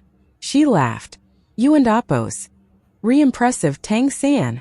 Even the eldest senior brother recognizes your skill. I and Appos. I'll be taking my leave too. Thanks a lot. Tang San said, you can try the things I suggested when you have time. Make the most of your strengths. I got it. Thank you.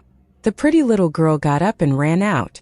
He wasn't sure whether she really did get it, but at least she remembered to close the door. Watching her leave, Tang San sighed. Wu Bingji was truly adept at controlling the ice element, and he was indeed suitable for learning the hidden weapon 100 separations art, which would greatly aid his control over the ice element and enhance its offensive power. Tang San and Appos' face showed a faint smile, and a gentle light appeared in his eyes. Today and Appos' gains were significant in every aspect. Right now, he was hesitating about integrating the Golden Rock Transformation Bloodline imprint as his fifth. In terms of hierarchy, Chrono Croc Transformation was certainly a better choice. The Chrono Croc Transformation would undoubtedly elevate his combat capabilities and overall strength. Of course, the Golden Rock Transformation would also give him an incredible advantage, the ability to fly, which was extremely useful for escaping if push came to shove. His assessment of the Golden Rock Transformation for Chang Ziqing was exactly on point. It was a demon species adept at flying, and that ability shone especially over long distances. However, he wasn't an Appos' sure how he would soar after integrating the Golden Rock Transformation imprint. It was unlikely that he would grow wings like Chang Ziqing. Many flying demon species didn't have flight as their bloodline ability. It was nothing more than their instinct.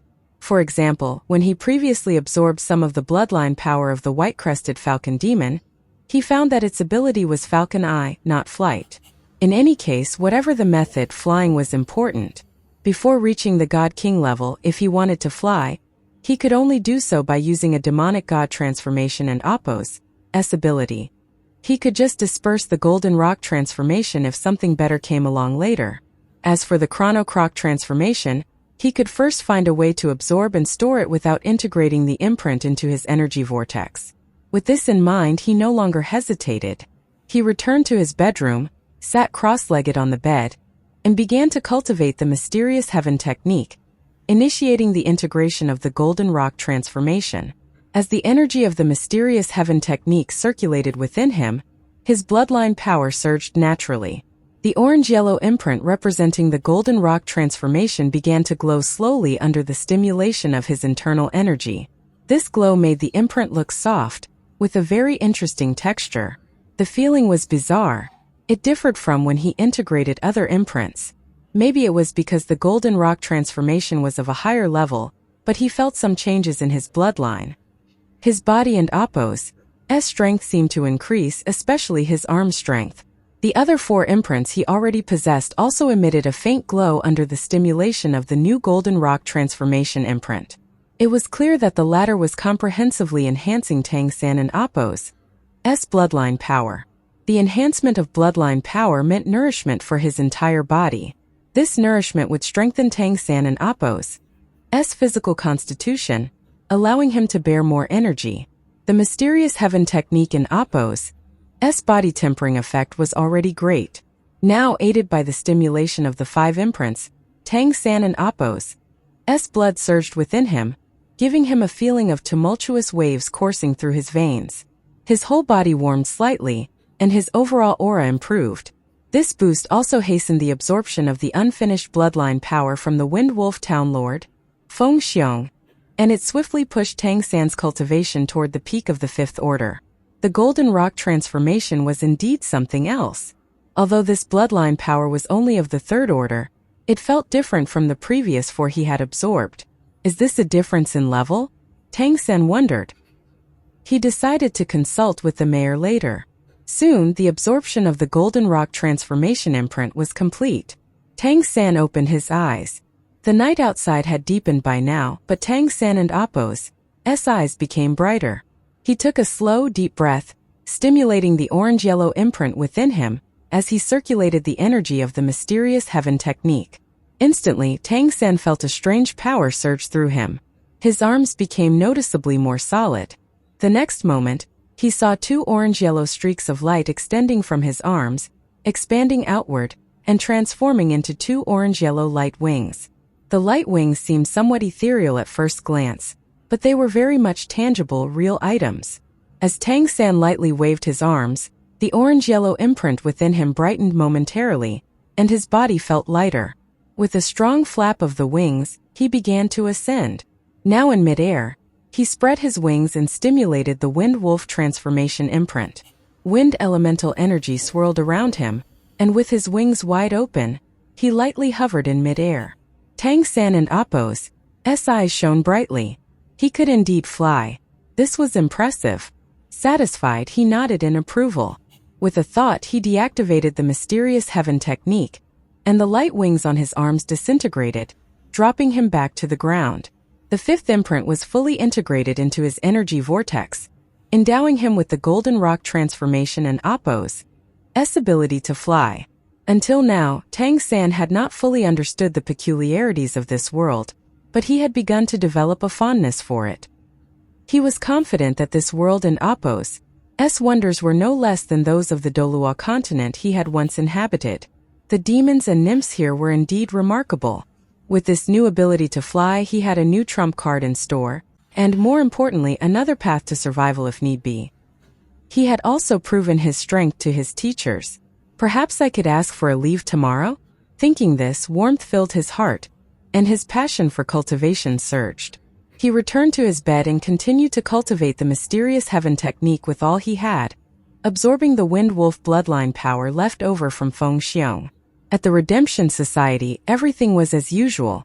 The morning bell awakened the teachers and students from their cultivation. It was time for breakfast. However, things had changed somewhat for Tang San. At breakfast today, he noticed that the way his senior brothers and sisters looked at him was different. Although everyone had looked at him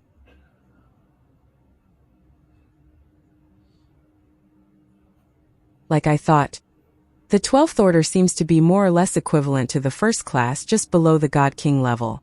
Tang San calculated silently in his mind. It made sense.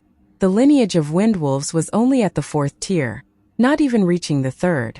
Guanlongjiang and Appo's specific mention of wind wolves was for him to hear. Guanlongjiang continued. The demon clans of the 3rd and 4th tiers constitute the main force of the demon world. They are the most numerous and the most active. The demons we usually encounter belong mostly to these tiers. As for the 2nd tier, that and Appo's again another different world. The demons of the 2nd tier can be called great demons. Their lineage is also known as a great demon bloodline. Beings of the 2nd and 1st tiers have the potential to cultivate to the 12th order of ancestral great demons. Of course, the potential is just potential. Whether one can cultivate it to that level depends on effort and luck. But at least the potential is there. The most important aspect of the 2nd tier is the golden bloodlines of the major powerful clans. Golden bloodlines are a characteristic of the 2nd tier. They are the purest ancestral bloodlines from ancient times, and the ones who possess them inherit immense power. Those of the 2nd tier often possess the strength of the 8th or even 9th order at birth. They are mighty beings, and nearly all of them reach the god level when they mature, so they are at the very apex of the pyramid. Their leaders are the hegemons of the demon clans, and they control the entire demon race. Only those of the 2nd tier and higher, after all, are eligible to enter the ancestral court. They are the true great demons, and right now these demons are beyond our ability to contend with. If humanity wishes to rise in the future, we must have individuals who can cultivate to this level to stand a chance. As he spoke to this point, a certain melancholy was evident in his expression. It spoke volumes of the extreme difficulties that humans faced in reaching this level. The 1st tier. Guanlongjiang paused for a moment. Sometimes the 1st tier is also referred to as great demons, but the true beings of the 1st tier, progenitors of ancient bloodlines, are called celestial demons. For true celestial demons, their cultivation order at birth is not important. What matters is their inheritance of special bloodlines of the demon race. They are beings who can shift the course of history. 1st-tier demons rarely leave the ancestral court, and all the 2nd-tier demon kings see it as their duty to guard them. Their numbers are scarce, but their individual abilities are beyond incredible. Being born at the first tier means that as long as they grow normally, they can certainly cultivate to the 12th order, even to the pinnacle of the 12th order. It is said that some celestial demons can even touch higher orders. As for whether this is true and what order that might be, that is beyond our knowledge. But any celestial demon within the world of the demon race is at the very pinnacle of existence. They possess absolute authority, and their lineages are related to the life and death of the entire demon race. If the leaders of each clan with the golden bloodline of the second-tier demon race are demon kings, then the celestial demons with the first-tier bloodline are the true sovereigns, the emperors of their clans. According to the known records, 7 celestial demons are within the demon race. These 7 beings command awe in the Empyrean dominion. It's commonly said that the 7 celestial demons control the 7 main cities of the demon race. In reality, the lords of each main city are controlled by the descendants of the celestial demons. On the nymph side, 8 beings have reached the same level. However, as far as we know, not all of these beings are alive right now. Currently, there should only be 12 celestial demons and nymphs in total. 3 celestial nymphs have passed away, and their descendants have not yet grown to reach that pinnacle level. Hearing this, Tang San was overwhelmed with shock. The existence of the first tier could almost certainly be compared to the first-class god level of his past life, perhaps even touching the tier of God King. In light of this, his assessment of the level of the Phelan planet, the world containing the demon continent, was an underestimation. This plane was a level higher than he had imagined. This was quite terrifying. If this was the case, even if he regained his cultivation at the God King level, relying solely on his power might still not be enough to truly redeem humanity from their state of slavery. He hadn't an Ep5. He expected the world in Ep5's powerhouses to reach such a level. The term 7 celestial demons was deeply etched into Tang San and Ep5's mind. The atmosphere in the classroom became solemn under Guanlongjiang and Ep5's narration. Although the children were young, they all understood the significance of the Redemption Society. The entities Guanlongjiang had just described were the opponents they would have to face. The idea of overcoming so many powerful adversaries seemed nearly impossible. The word challenge was far from enough to describe it. Guanlongjiang and Ep5's gaze swept across everyone. When he looked at Tang San, he saw no fear on his face, only contemplation. Okay, that concludes our review of the demon race and Ep5's tier system. You must clearly understand your own inherited bloodline and the corresponding tier of your demonic god transformation. This will help you in making choices during your future cultivation. But remember, tiers are not entirely fixed. Lower tier entities can evolve to higher ones if their bloodline undergoes a mutation. In the demon race, there have been cases where beings of lower tiers achieve the golden bloodline through effort and fortuitous events. Actually, Tang San and Ep5's Wind Wolf bloodline is precisely one of these mutated bloodlines. You may have noticed that his body does not show any signs of transforming into a wolf when he uses the Wind Blade ability. Considering that his control over the wind element is much better than that of a normal wind wolf, let alone a human vassal, it's clear that he has experienced some kind of mutation. And as a result, his growth potential is greater. Bingji and Ep5's control over the ice element is also a mutation from the ice nymph transformation. It gave rise to an ice element physique, which also offers him greater growth potential.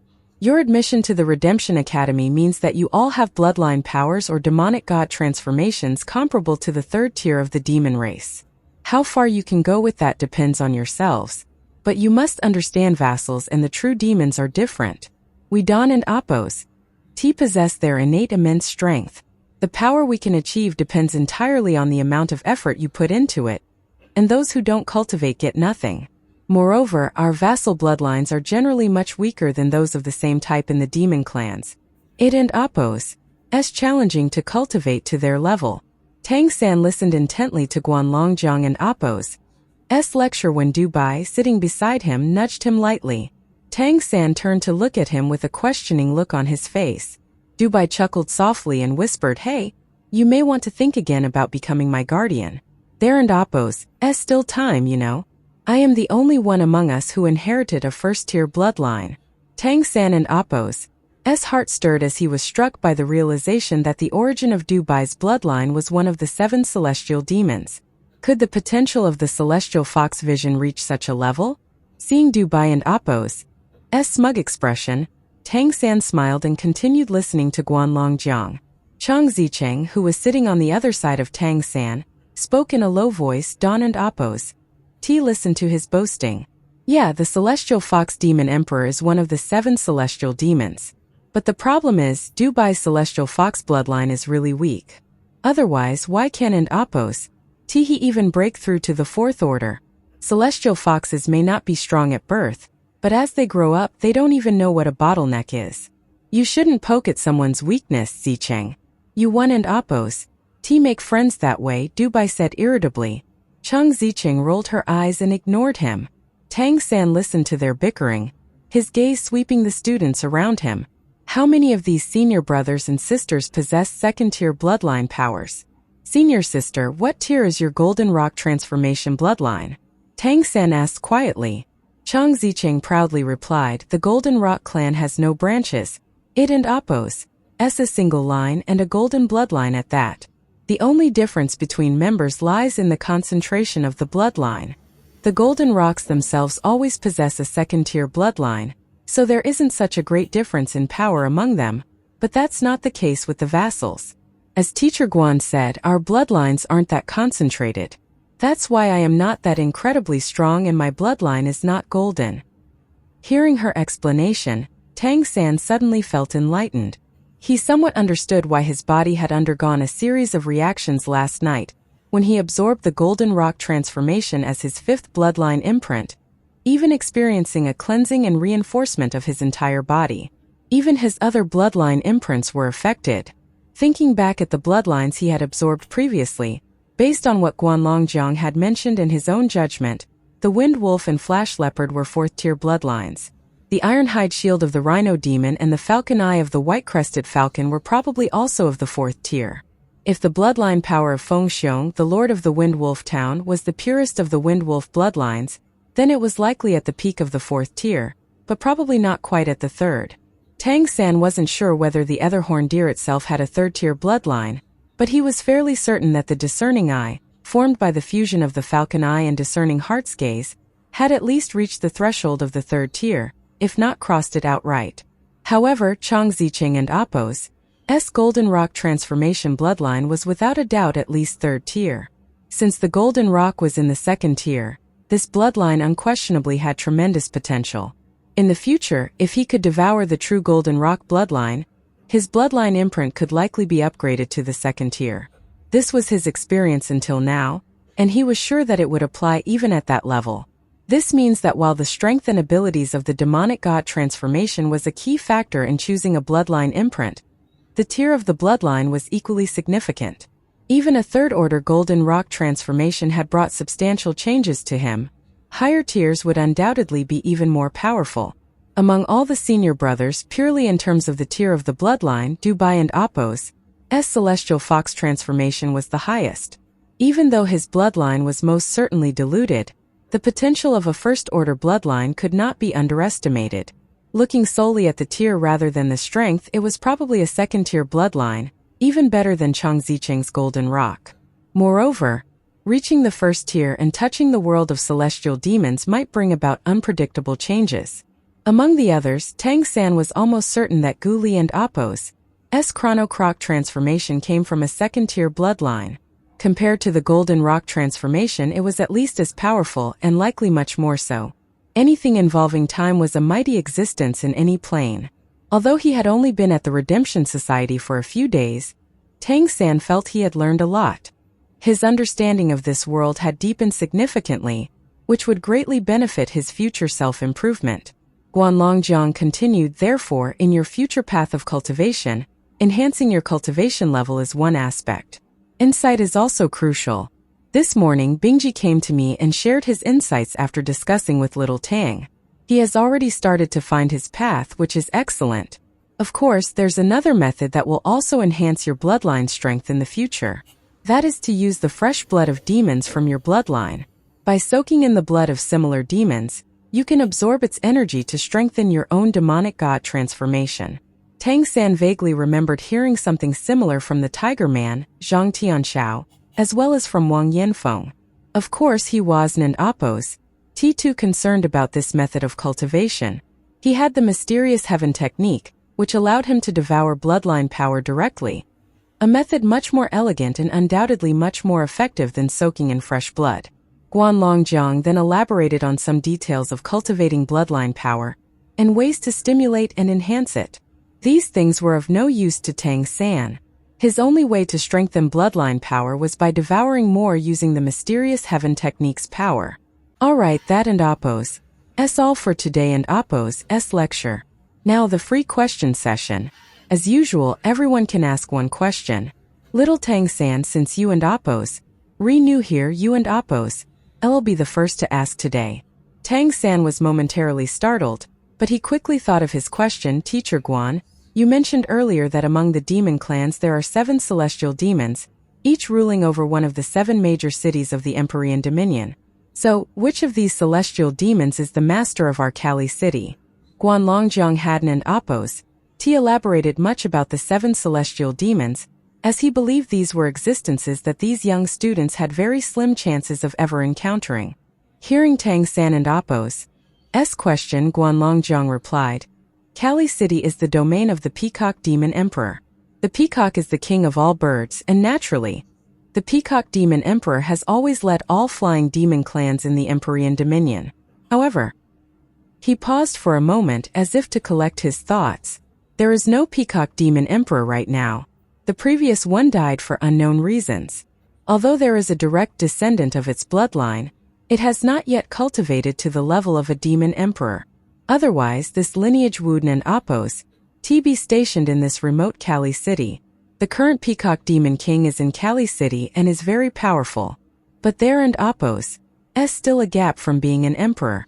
Once it becomes an emperor, it can return to its ancestral home and reclaim its position as one of the 7 celestial demons. Thank you, Teacher Guan. With his answer, Tang San committed everything to memory. The Peacock Demon King, the leader of all birds, a first-order bloodline of the flying demon clans, surpassing the Golden Rock. Now that he had that information, he wondered if this realm had phoenixes and dragons. In his previous world, those 2 bloodlines were the absolute supreme. The peacock of this realm might be different from the one in his memories. Continuing from Tang San and Appos' topic, Guanlongjiang said, the lineage of the Peacock Demon Emperor has a particularity commonly found in strong clans, namely, a singular bloodline. Almost all demon and nymph clans that have no branches are very powerful. Well, with the notable exception of 5th-tier monsters like pigs and such. Then came questions from others, mostly about bloodline cultivation and stimulation. Most of these were irrelevant to Tang San, but some bloodline stimulation discussions were helpful. After all, this was knowledge acquired over the years by the Redemption Society, and it was for the best if he acquired some understanding of demon clans indirectly, before having to face them himself. Therefore, this part of the class was also quite useful to him. After class, Tang San didn't and Appos rush off but went to find Guanlongjiang. Teacher Guan, may I take leave to go out after this afternoon in Appos' class? Tang San asked Guanlongjiang directly. You want to go out? Where to? Guanlongjiang inquired. I want to go into the city for a walk. Tang San was startled. Did he know about Auntie Gue? But then he realized that it made sense, she was also a member of the Redemption Society. Without elaborating, he nodded and said, yes. I want to see her and find out about Teacher Wang and Appos' situation. You can go for a walk but not alone. How about this? Let Bingji accompany you. Both of you are elemental types, so it and Appos' good to understand each other. Go early and return early. Also, you might be disappointed if you ask Gue too much about Wang Yanfeng, she doesn't know much either. We and Appos' I'll check how things are and get back to you. Actually, something big happened recently that triggered a major battle between the Wind Wolf and Flash Leopard clans. They just fought yesterday. Ah, Tang San looked at him in surprise. Don and Appos' worry. It didn't and Appos' involve you or Wang Yanfeng. The Wind Wolf Ancestral House initiated it. We Don and Appos' know the exact outcome yet, but it should be clear by tomorrow. We will inform you then. Remember, You are now a part of the Redemption Society, and you must always ensure your safety. Although Cali City is relatively safe, you must be as careful as possible. Understand? You are very talented and we all have high hopes for you. Thank you, teacher. I might as well visit Auntie Gue while I'm at it. That's a great pretext now that I think of it. But the first thing on the list is Mei Gongzi, Guanlongjiang and Appo's agreement relieved Tang San. If he had disagreed, Tang San would have had to find a way to sneak out. He felt that he could do that at night, but what if the tea shop was closed? Today and Appo's entire class schedule was with Guanlongjiang. The morning was theory lessons, and the afternoon was practical training.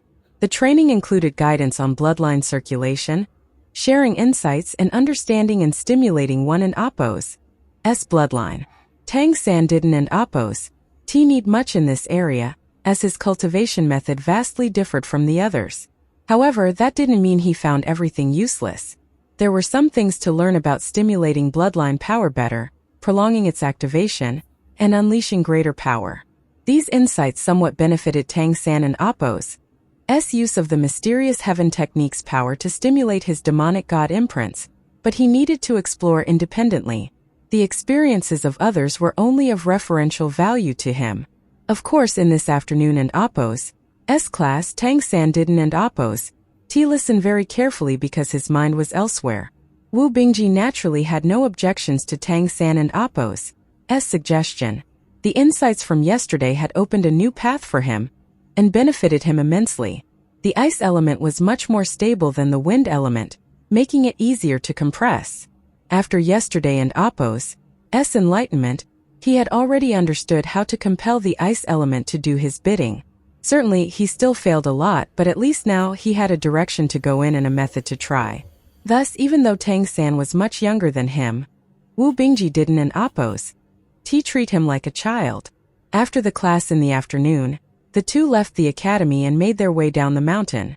Let me treat you to a meal today. I tried some elemental control last night, and the ice element in Appo's flow is actually sluggish and very stable. Compressing it basically just increases the density. The challenge is that the density throughout the entire piece needs to be as uniform as possible. And if there are gaps, those gaps also need to be uniform.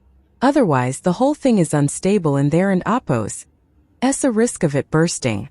I can and Appo's control it very well yet, but with more practice I and Appo's I'll improve. Walking down the mountain path, Wu Bingji continued, so the more I control the ice element, the more I feel that your control over the wind element is amazing.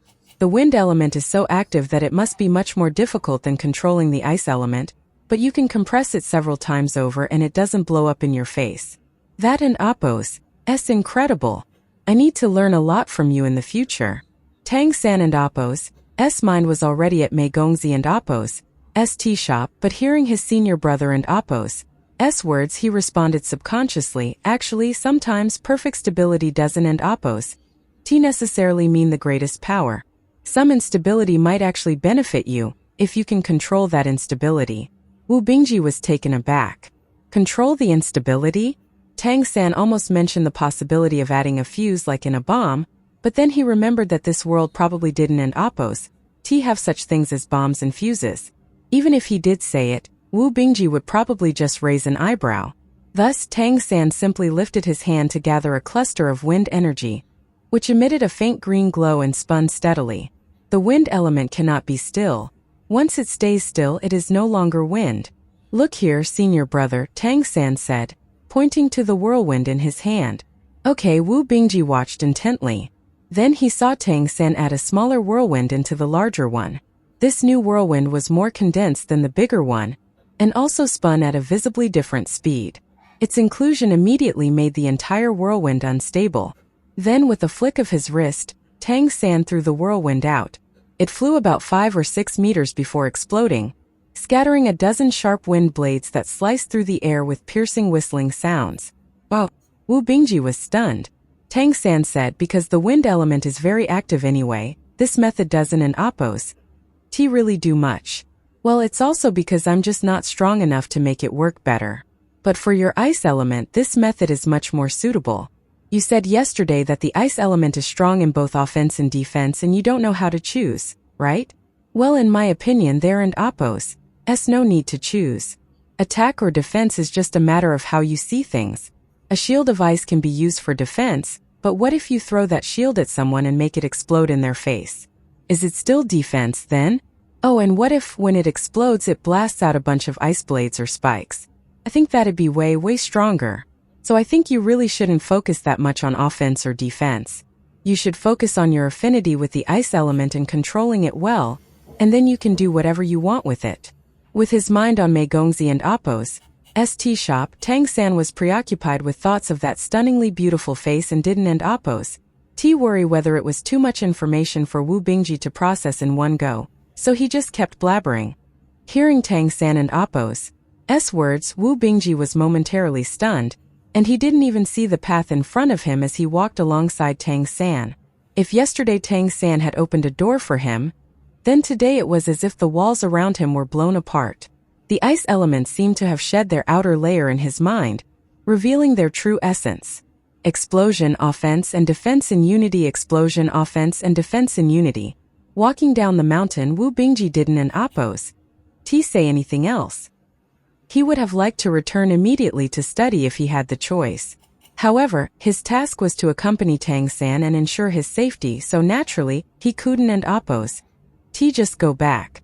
He followed Tang San closely, lost in thought about controlling the ice element, utilizing them, and introducing unstable elemental energy into the stable cluster, so he could detonate them at will. How should I handle it? How to introduce that unstable energy? How much to add? These chaotic thoughts occupied his mind so much that he had no time to think about anything else. Tang San was happy with this arrangement, and both of them kept walking lost in their thoughts.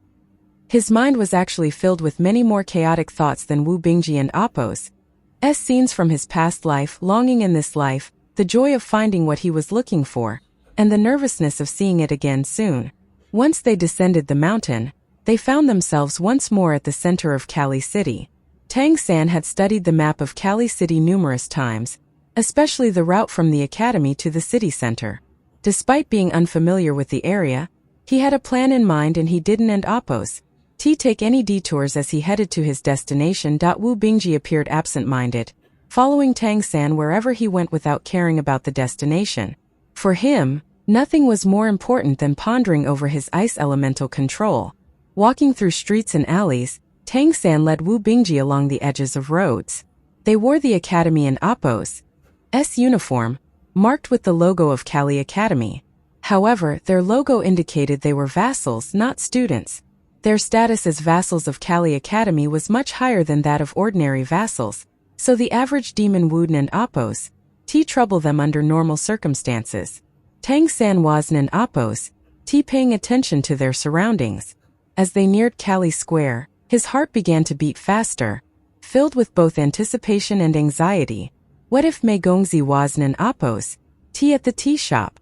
What if her tea shop was closed? In this world of demons, human vassals were always in potential danger, especially given her and her mother and Appo's beauty. From a distance, he finally saw Kali Square.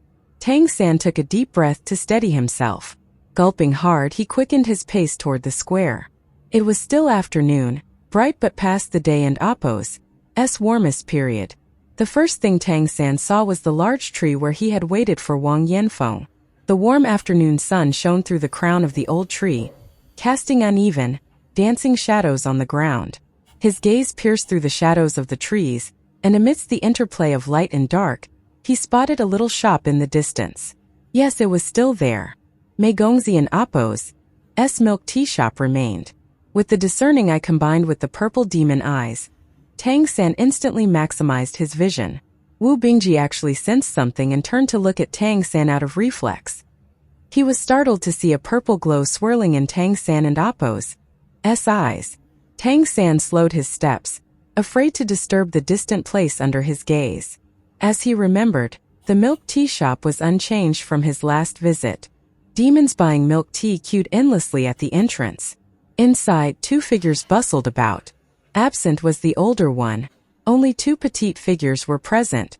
She's there. Tang San didn't and Appo's care whether her mother was present or not. The important thing was that she was there. She was as beautiful as ever, with her fair little face and pointed chin. Perhaps due to her busyness, a light pink hue covered her cheeks, perfectly embodying the term delicate. Her long hair was coiled atop her head, secured with a wooden hairpin, revealing her slender neck. A few strands of hair fell around her fair neck, gently swaying with her movements, exuding a youthful aura. Today her attire was black, a neat outfit with clean lines. For her it wasn't an oppose. The clothes that enhanced her beauty, but her beauty that illuminated the clothes. Unconsciously, Tang San had walked under the large tree, standing in its shadow, gazing blankly at the milk tea shop. "Little Tang, have we arrived?" Wu Bingji and Appo's voice came from beside him. Tang San didn't an Appo's look at him but pointed at the tree instead. "Let an Appo's rest here for a bit." "Okay." Wu Bingji didn't an Appo's questioned him, as he was completely immersed in comprehending the ice element. He was only too eager to stop and have a quiet moment for better contemplation. Thus, these two human vassals stood under the tree and Appo's shade in the center of Cali Square. One stood there staring into the distance like a fool, while the other, equally lost in thought, had his hands clasped together, and his lips were moving silently as if he was praying or reciting something. It wasn't an Appo's until the afternoon sun began to set that Tang San snapped out of his reverie. He had been standing here just watching from afar. Seeing her beauty and seeing that she was safe and sound filled his heart with immense satisfaction. He had never considered approaching her, feeling he was not yet worthy. He also knew that it was better not to get close to her until he had the strength to protect her. He turned to glance at Wu Bingji sitting under the tree. His senior brother was still engrossed in his own world, unable to extricate himself. Occasionally, a small puff of ice mist could be seen on his hands. Tang San took a deep breath, took out 2 demon's hard coins, and then turned to Wu Bingji. "Senior brother, wait here for me. I and Appo's, I'll go get you something to drink." "Oh," Wu Bingji responded, his mind entirely focused on controlling the ice element, paying no attention to anything else. Tang San took a deep breath.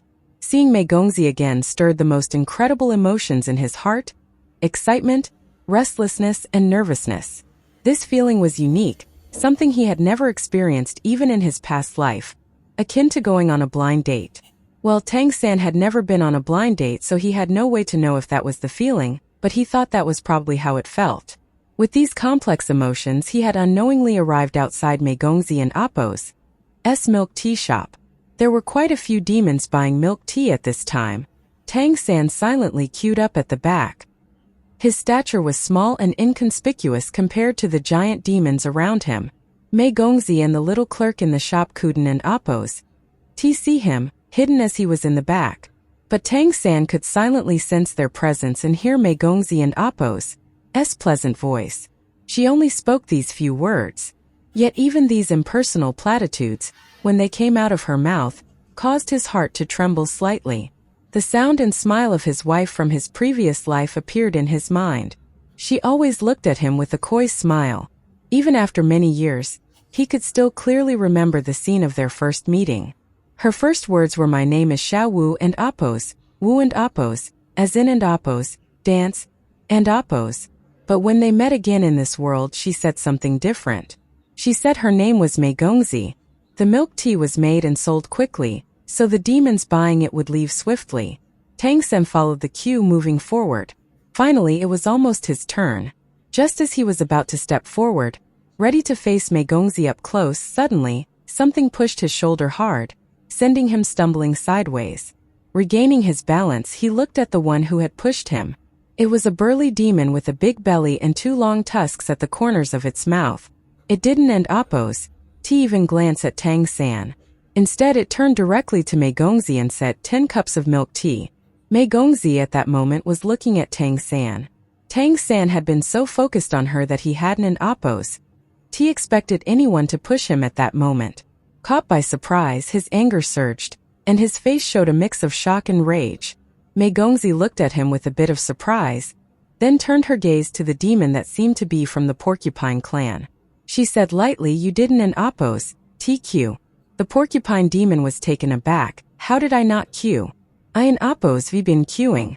Mei Gongzi calmly repeated, "You did not queue." "What do you mean?" the porcupine demon asked, seemingly starting to get pissed. Just as it was about to take a step forward, another demon behind it suddenly grabbed its shoulder and whispered something in its ear. The porcupine demon in Appo's expression changed. Slowly stepping back, it gave up its place in the queue. Mei Gongzi then waved at Tang San. Tang San had regained control of himself, and he was somewhat astonished that these demons actually took the initiative to maintain order. But at this moment his mind was more focused on how to get a closer look at her. He quickly stepped forward, approaching the shop.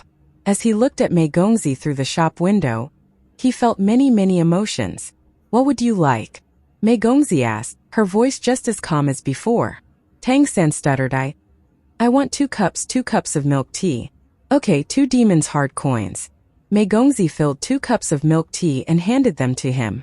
Tang San handed over 2 demons' hard coins, but Mei Gongzi pointed to a tray in front of him, filled with demons' hard coins. Tang San realized she didn't and Appo's tea want to take the money directly with her hands. For some reason he felt a sense of joy, and he smiled as he placed the coins on the tray and took the milk tea. "Move along now," Mei Gongzi said, glancing at him. Tang San blurted out, "Why are you selling milk tea?" Mei Gongzi was startled by his question, and the clerk beside her couldn't and Appo's tea help but laugh. What kind of person asks silly questions like that? "We sell tea because we want money, and we want money because we need to live." Mei Gongzi ignored the clerk and Appo's words. She looked at Tang San and said, "To make money to support my family." "Are you done now? Move and let people buy their tea." A gruff voice sounded from the side. Tang San turned to glance at the porcupine demon, the one who had spoken, and then walked away. After a few steps, however, he couldn't and Appo's tea help but look back at Mei Gongzi. He saw Mei Gongzi frowning slightly and then waving her hand at him, signaling him to leave quickly. He then noticed that she was much slower in serving the porcupine demon than she had been with him. "Are you worried about me because I seem at a disadvantage? Are you afraid the porcupine demon might target me after buying the milk tea?" Tang San felt warmth in his heart, perhaps because he cared too much, which made him even more sensitive at such times. Returning to the big tree, he handed Wu Bingji a cup of milk tea. Wu Bingji, somewhat surprised, took the milk tea and smelled it. "What in Appo's this?" "Milk tea," Tang San replied, pointing to Mei Gongzi and Appo's milk tea shop in the distance. His gaze lingered once again on the figure of the girl who, alone, occupied his entire heart. "Oh, are we leaving now?" Wu Bingji asked. "Yes, let and Appo's go." Not wanting to cause any trouble for Mei Gongzi, Tang San took one more gaze in that direction, then left with Wu Bingji, milk tea in hand. The milk tea was an Appo's tea, very sweet but had a mild milky aroma and a taste that warmed his heart. Tang San slowly sipped it as he walked with Wu Bingji in tow. Both of them had a distant look in their eyes once more. After walking for a while, Tang San suddenly realized he had taken the wrong path. Adjusting his direction, he headed toward the place where Aunt Gui lived. It was pretty far from here, but since he had already spoken to Guanlongjiang, he had to go. But no matter where he went, the image of Mei Gongzi lingered in his mind. How wonderful it would be to be by her side every day. Everything seemed normal at Gui and Appo's inn. By the time Tang San arrived, it was already dark. Gui was surprised to see him and Wu Bingji. "Why are you here? And who in Appo's this?" "This is my good friend." Tang San quickly introduced Wu Bingji but refrained from calling him senior brother while outside. Regaining his composure, Wu Bingji and Appo's eyes sparkled with insight, clearly having gained something from his contemplations. "Hello, Auntie. I and Appo's Wu Bingji. I and Appo's with Tang San at Kali Academy Town," he said. Gui realized the situation and smiled. "Come in quickly. Let and Appo's talk inside." She led them to a room in the inn and closed the door behind her. As she brought over some food for them, she asked Tang San, "Why did you suddenly come here? Is there something wrong?" Tang San replied, "I came to see you. Also, how are Teacher Wang and everyone else? Are they all right?" Hearing his question, Gui relaxed. She had been worried that something had happened. "Everything in Appo's fine on my brother and Appo's side." The incident that day actually escalated into a conflict between two races. Apparently, the Lord of Wind Wolf Town died, and it turns out that his identity was extraordinary. They say he's actually a direct descendant of the Wind Wolf King. It and Appos. It's unclear why he became the lord of that backwoods town, but whatever his status was, his bloodline is still his bloodline. The Wind Wolf King was furious when he found out about his death, and he swore revenge. The Wind Wolf and Flash Leopard clans have fought several battles since. On the other hand, the town has been pretty calm. Apparently the high priest also left, so there and Appos. No one really in charge of the town now. There's Shuden and Appos. TB any problems in the short term? Tang San thought for a moment and said, is there a possibility of bringing them into the city? It and Appos. Always unsafe out there. With his years of understanding the demon clans, only big cities like Kali City maintained order systematically. Outside the cities there was no order. Everything depended on strength. With strength you could survive. Without it you were always in danger. A faint smile appeared on her face, and Guigui said with a laugh, you are a good kid. Don and Appos, worry. The society is already preparing. Do well in the academy. You can now represent the Wind Wolf lineage. If you perform well, the organization will naturally pay more attention to your teacher and Appos' family. Do you understand what I mean? Tang San naturally understood and nodded thoughtfully. It and Appos. Getting late and you and Appos, be late getting back. Eat quickly and then head back. Be careful on the way, Guigui urged. She was actually rather touched that Tang San had come all the way here just to see her. Naturally, she was unaware that Tang San and Appos' visit was just incidental. After dinner, Tang San and Wu Bingji set off again, heading back to the Redemption Academy. As they sped up the road, Wu Bingji suddenly said, you seemed a bit off today. You kept looking at the girl selling milk tea in the square, do you know her? Tang San was startled, nodded, and then shook his head. He had thought Wu Bingji was utterly immersed in his world, and he was surprised that his senior brother had actually noticed that. Wu Bingji asked, have you met before? Tang San replied, I and Appos, have seen her once. It was when Teacher Wang and I were delivering a gift list to the ancestral home of the Wind Wolf clan. While I was waiting outside under that big tree, she gave me a cup of milk tea. Wu Bingji smiled slightly and said, hey, you actually took leave to see her, right? Well, I have to admit she is pretty cute. I may have been deep in thought about how to control the ice element better, but even so, I'm not blind. She really is beautiful, no wonder you're stuck with that stupid look on your face. His tone then became more serious. However, Tang San, I must remind you that people selling things in the central square must have a strong background. She and Appos' definitely a vassal of a powerful clan, and that's why the demons there Don and Appos' dare to touch her. Everyone appreciates beauty, but you are still young, so I think it would be best not to visit too often. Wu Bingji was silent for a moment. Then his usual smile returned. The milk tea was quite good, though. Tang San nodded, understanding Wu Bingji and Appos' concern. Still, he knew all too well that he would visit again as soon as he could. Is she really selling milk tea because she needs money? The milk tea shop seems to be doing really well. How much money did she need? These were the thoughts Tang San had been pondering since seeing Mei Gongzi on his way back. It was completely dark when they returned to the Redemption Academy. Wu Bingji went to report to Guanlongjiang, while Tang San returned to his room. Closing the door behind him, Tang San let out a long sigh. He quickly went to his bedroom, got on his bed, and took out his small storage bag, removing all the coins. The Naturi coins shone brightly, pulsating with intense elemental energy. After counting the amount, he carefully put all the coins into the bag. He didn't and Appos' rush into meditation as his mind was not yet calm enough. His mind was filled with memories of Mei Gongzi and Appos' every frown and smile he had witnessed today. Even though he was just a stranger to her, and not even an outstanding one at that, she still showed concern for him. Perhaps it was the kind of care stemming from a subconscious feeling of kinship. When Tang San was reborn in this world to find his wife, there were a few things he was worried about. The first was whether he could even find his wife.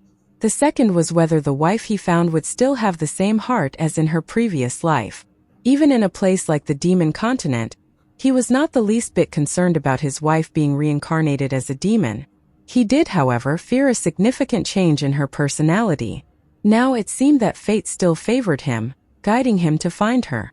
Although her appearance and temperament had changed somewhat, she was still kind and beautiful, and she had actually become a human. If she was a human vassal, then she had some demon bloodline, that much was clear. But did that matter? In his previous life, his wife had been a soul beast, a soft-boned rabbit that cultivated for 100,000 years to become human. Tang San couldn't care less about things like that. Excitement was his only emotion at the moment. Seeing Mei Gongzi again and feeling her presence and kindness was truly incredible. Right now he didn't oppose have the right to disturb her. He needed to become stronger, much stronger. Once he was powerful enough, he would have the right to be by her side, to protect her, to make her fall in love with him again, to make her his wife again, and to help her cultivate to a godly level. Then they could truly be reunited as a family. Although the task was arduous and the road long, a 1,000-mile journey started with a single step, and going to see her today had been precisely that one step. His heart gradually calmed, and his determination to cultivate diligently replaced his excitement. Seeing Mei Gongzi was his most significant motivation for cultivation. He sat cross-legged on his bed, quickly sinking into meditation. He decided that tonight, he had to completely absorb the remaining power of Feng Xiong and Appo's bloodline and push forward the level of his mysterious heaven technique. Once he absorbed all of Feng Xiong and Appo's bloodline power, the energy of the mysterious heaven technique should be able to reach close to the mid-level of the fifth order, while his wind wolf transformation imprint reaching the peak of the fifth order would be no problem. A night of hard work thus passed quickly. The next day in Appo's classes were as usual. In the morning physical training, Tang San voluntarily added extra weight to himself. Without needing Mu Yunyu and Appo's urging, he put on 10 additional weights and began a full sprint. Watching his determined eyes, Mu Yunyu felt no need to remind him of anything. When Tang San returned at noon drenched in sweat, he was no longer lagging. This time he placed 8th. Considering that this was only his second training class, his peers were shocked once more. After lunch, Tang San found Wu Bingji. "Senior brother, I want to take on a mission," said Tang San to Wu Bingji. "You want to take on a mission? Are you in a hurry?" Wu Bingji asked, somewhat surprised. Tang San nodded. "I want to earn some money." "That and Appo's true. We do need various resources for cultivation. The more resources, the faster. What kind of task do you want to take on?" Without hesitation, Tang San replied, "I want to try an academy sparring task." Wu Bingji was shocked. "You want to be a sparring partner at Kali Academy? That and Appo's even more dangerous than hunting demonic beasts, you know? After all, those demon students sometimes can and Appo's hold back. Also your control over Wind Blade." Tang San replied, "I want an Appo's reveal too much. The income from being a sparring partner seems quite high. I want to try it." Wu Bingji pondered momentarily, but then shook his head. "You are still too young. I can and Appo's agree." "I and Appo's?" asked the teacher. "Okay." Tang San nodded. Choosing to be a sparring partner was a well-thought-out decision. This choice was because, as a sparring partner, he could encounter more demons. With his current mastery of the mysterious heaven technique, and his understanding of the relationship between his cultivation and the demon's bloodline energy, he could certainly manage to devour bloodline energy without the opponent feeling much of it. Small amounts of bloodline energy here and there wouldn't do much, but being able to do that repeatedly across a large number of sparring sessions would allow him to accumulate a lot, and it would undoubtedly speed up the cultivation of the mysterious heaven technique. The devouring power of the mysterious heaven technique was an excellent shortcut in cultivation for Tang San. He had reached the 5th order, and his actual combat power was actually at the 6th. He had the ability to protect himself and hide his actual level. With things being as they were, what he needed to do was quickly improve himself and elevate his cultivation to a higher level. The demon students who enrolled in Kali Academy were from families with pure bloodlines. The Wind Wolf clan was only a 4th-tier demon clan. Yet the pure bloodline of the Wind Wolf King had greatly benefited Tang San. What more to say about the more powerful bloodlines in the higher tiers? Therefore, acting as a sparring partner was the best way for him to cultivate. As for the various demonic god transformation imprints he inevitably obtained through devouring, he could choose to discard or assimilate them as needed. Wu Bingji immediately went to find Guanlongjiang, but to Tang San and Apos' surprise, the person who came to see him before the afternoon classes wasn't Apos' Guanlongjiang but his own master, the mayor. "Little Tang, come with me," Zhang Haoshuan called Tang San out and led him back to the room. Tang San closed the door of the room. "Master, why are you here?" Zhang Haoshuan frowned slightly and said, "I heard from Guanlongjiang that you want to participate in sparring at Kali Academy." "Why?" Tang San explained, "During the past few days I learned a lot more about demons and their bloodlines, especially the bloodline tiers. I and Apos' compared my bloodline imprints. They are relatively weak, mostly from the fourth order demon clans. To become stronger, I need to devour bloodlines of more powerful tiers. Kali Academy is the best choice for this." He had to provide a good enough reason to Zhang Haoshuan, and in this case telling the truth was the best policy. Zhang Haoshuan said gravely, "But this way there and Apos' a significant risk of exposure. You should be clear about the consequences if you are exposed." "I want an Apos' be exposed, master. I and Apos am confident. Even if I absorb their bloodline energy, I will control the quantity. It will be just a little, and they won't really feel anything." Zhang Haoshuan advised, "Don and Apos' be overzealous. Steady improvement is the most important. Actually, you're not the only one who thinks about your cultivation. I and Apos' given it careful thought as well. If your cultivation method allows you to break through to the god level, it would be revolutionary for all humanity. I and Apos' already started looking for children to try cultivating the mysterious heaven technique to see if it and Apos' possible. If it is, it will have a tremendous impact." "You and Apos' already started trials?" Tang San asked in surprise. He distinctly remembered Zhang Haoshuan stating that the mysterious heaven technique must remain confidential.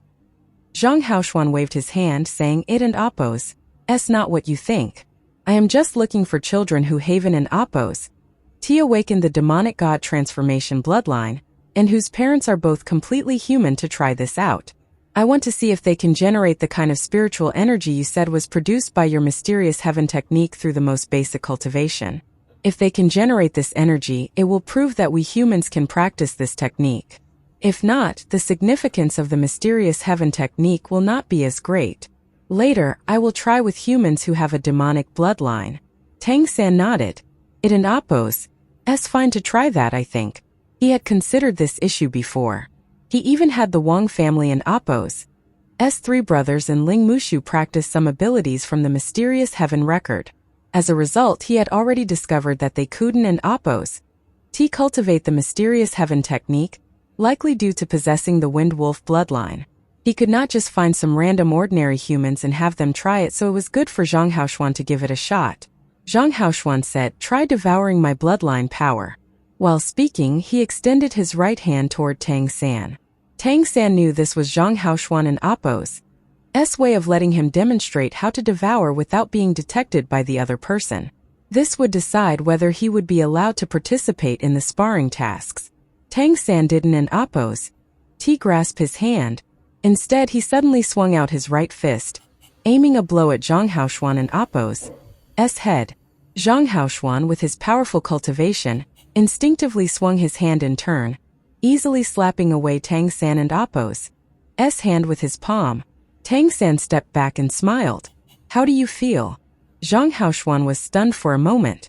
"What?" He subconsciously looked at his hand. He hadn't felt anything unusual when he had swatted away Tang San's fist. It was merely his bloodline power that instinctively acted to protect his hand as he deflected Tang San and Apos' strike. There seemed to be no change in the bloodline power within his body. Tang San said, "I have actually successfully devoured a bit of your bloodline power. It and Apos' enough to form a second-order bloodline imprint. But if you were a demon with cultivation similar to mine, and we continued to fight, with each bit I absorb, the total bloodline power I gain after a battle would be significant. If converted into the energy of the mysterious heaven technique, it would surpass a day in Apos' cultivation level.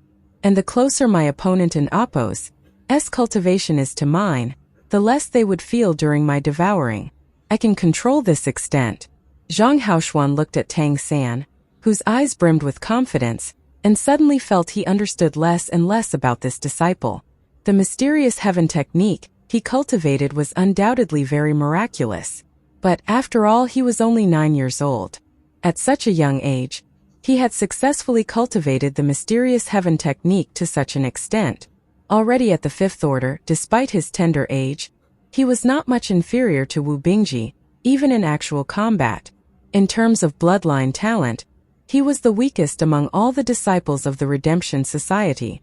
But the mysterious heaven technique he cultivated, which allowed him to acquire the abilities of others, actually made him the most talented human in history, in a sense. Zhang Haoshuan took a deep breath and said, I disagree. Tang San was stunned. He thought he had proven how his devouring of bloodline power could go unnoticed. He expected Zhang Haoshuan to allow him to take on sparring tasks, but unexpectedly, he was met with disagreement. Zhang Haoshuan spoke solemnly, You continue to prove your abilities to me. Thus, for the Redemption Society, you are increasingly valuable. With the potential of your mysterious heaven technique, I should grant you higher protection.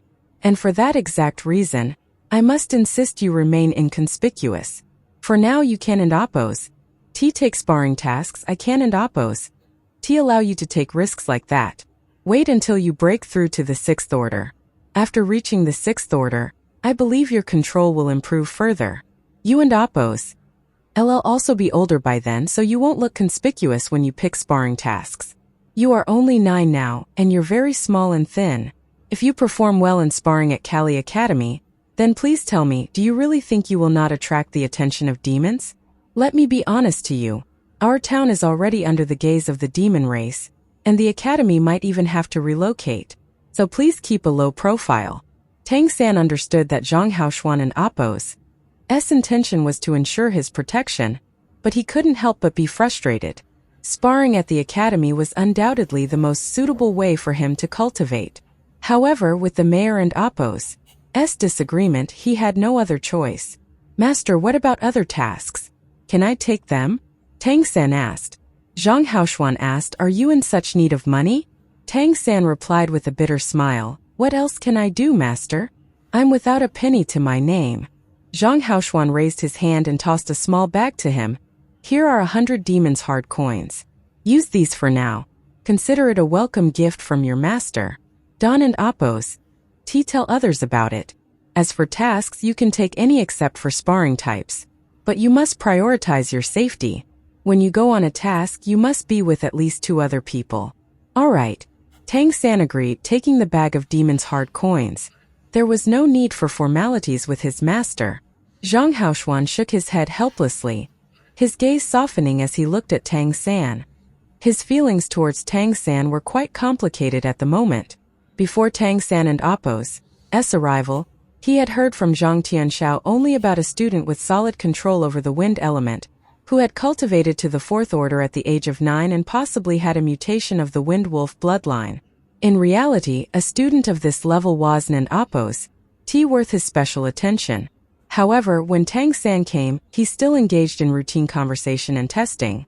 As it turned out, Tang San's actual abilities and potential were far beyond what he had expected.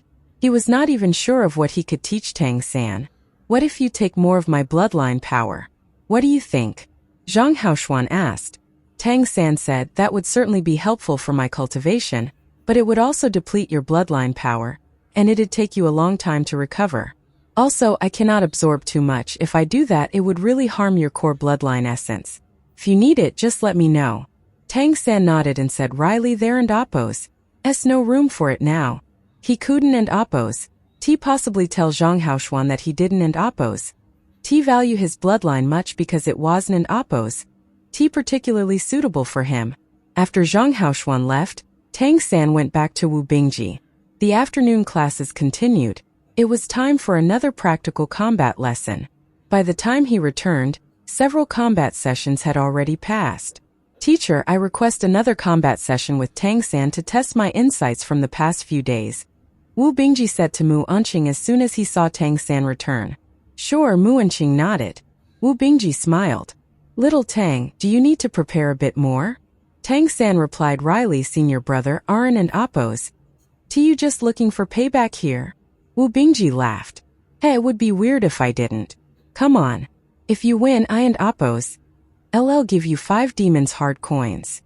"Ah." Tang San was surprised. "You can wager money?" Wu Bingji said, "No, this ISN and Appos. Gambling. If you win, I can still learn more from you. So, is it like a thank you gift then?" At this, the other students watching Kuden and Appos helped but laugh. Wu Bingji glanced at them and said, "Hey, don't laugh. It really is payment in a way. The things I discussed with Tang San these past few days helped me a whole lot. Also, you should know that when it comes to learning, seniority doesn't mean anything. Whoever knows more is the teacher." Mu Wenqing looked at Wu Bingji and said, "Begin." Wu Bingji was and Appos as modest this time as in their previous sparring. The icy blue light in his eyes shone instantly, and simultaneously, the ice elemental energy around him became intensely concentrated. An ice ball began to form in the palm of his raised right hand. To his surprise, Tang San made a move, but it wasn't Appos to launch a wind blade. Treading lightly on his toes, Tang San shot forward like an arrow, heading straight for Wu Bingji. Each of his palms held a streak of green light, a wind blade. However, this time he didn't and Appos intend to launch the wind blades from his hands. Wu Bingji was momentarily taken aback. With a tap of his left foot, the dense ice fog around him instantly condensed into ice spikes, thrusting outward to block Tang San and Appos' attack path. And his blockade was not just frontal. It encompassed all directions, with Wu Bingji at the center. He vividly remembered Tang San and Appos' ghostly steps from their last fight, a technique that had troubled both him and Chang Zicheng. With such a defense, Tang San should have immediately resorted to a long-range wind blade attack. Breaking through his ice spikes with the wind blade would and Appos be challenging, but it would buy him enough time. It would also allow him to test the ability changes he and Appos discussed with Tang San earlier. Although it had been only 2 days, Wu Bingji felt he had made significant progress in controlling the ice element, having found the right path. However, to his surprise, Tang San didn't and Appos launched the wind blades in his hands. In the next instant, as the ice spikes appeared, he was already in front of them. The wind blades in his hands struck out like lightning, and with a series of crisp clanging sounds, the ice spikes were sliced through one by one. The wind blades in his hands were now moving directly at Wu Bingji. In Today and Appos' battle, Tang San had a plan in mind, possibly influenced by his encounter with Mei Gongzi yesterday. He was determined to become stronger and earn more money. He needed more recognition from the academy, and he needed every chance he could get to improve. While Wu Bingji was startled, Tang San was already closing in. But with his extensive combat experience, he instantly transformed into his ice elemental physique, enhancing his defense and significantly increasing his perception of the ice element. The temperature around his body plummeted. Simultaneously, the ice sphere in Wu Bingji and Appos' right hand flew out, aiming straight for Tang San and Appos' face. But in that instant, he lost sight of Tang San. Ghost Shadow Perplexing Track. Tang San and Appos' wine blade slashed out again, cutting through the ice spikes around Wu Bingji. At the same time, the hue of the wind blades in his hands kept deepening. He was actually compressing more and more energy into his wind blade while fighting. Before all the ice spikes were cut, the remaining ones around Wu Bingji exploded simultaneously, creating a wave of air that blasted outward. But Tang San, as if anticipating this, leaped into the air the moment the ice spikes exploded. The ice sphere that Wu Bingji had previously thrown out was also still in the air. It instantly darkened in color and exploded, the shockwave sweeping across the surroundings with a bone-chilling coldness. Tang San felt his entire body stiffen, as if he was on the verge of being frozen. The intensity of ice elemental energy in the air right now was much higher than during their fight the other day. A smile formed at the corner of Wu Bingji and Appos' mouth. He was clearly aware of the power he had unleashed. In his ice elemental form, all the surrounding glacial energy was within his perception. Close combat? Tang San, this time you and Appos' made the wrong choice. My ice elemental form is best at close quarters combat. The closer you are to me, the lower the temperature will be, the greater the effect on you, and the better my control. However, his smile lasted only for a moment. The next moment he sensed something was wrong. There was not only a bone-chilling coldness but also an incredibly sharp aura in the air. And though Tang San and Appo's body was somewhat stiff, he still swung the wind blades in his hands. Two cyan-green lights descended from the sky, merging into one and instantly forming a gigantic wind blade that forcibly sliced through the coldness. It did not make the slightest sound, but it left a black trail in the air as it headed straight for Wu Bingji and Appo's head. It wasn't an Appo's just Wu Bingji who had improved. Now that he had acquired a fifth bloodline imprint and fully absorbed the power of Feng Xiong and Appo's bloodline, Tang San and Appo's progress couldn't and Appo's be less than Wu Bingji and Appo's could it? Having reached the pinnacle of the fifth tier with the Wind Wolf bloodline imprint, Tang San had further advanced in controlling the wind element, not to mention the physical strength enhancement brought by the Golden Rock transformation, which significantly increased his resistance to ice elemental energy compared to 2 days ago. Dubai mentioned that his classmates had named the highly compressed wind blade Tang San used Wind God and Appo's cleaver. These 3 words inspired today in Appo's strike. The coldness brushed past him, but the burst of wind at that moment forcefully blew away the concentrated coldness. The gigantic wind blade almost instantly reached the top of Wu Bingji and Appo's head. Wu Bingji reacted immediately upon sensing the danger, with the icy path under his feet almost instantly shooting out. His improved understanding of the ice element allowed him to deploy it faster than before. He flew forward along with the spread of the icy path, while an ice shield formed over his head. Ice shield as expected. The ice shield shattered almost instantly, not even having time to explode as Tang San and Appo's Wind God and Appo's cleaver descended from above. However, the surrounding bone-chilling coldness still affected his speed. The Wind God and Appo's cleaver barely missed Wu Bingji, grazing past his back and striking the ground. A fine crack appeared on the floor, and the area around it took on a dark hue immediately. Wu Bingji grunted, and a line of blood appeared on his back. Even his ice elemental physique couldn't and Appo's withstand the aftermath of the Wind God and Appo's cleaver.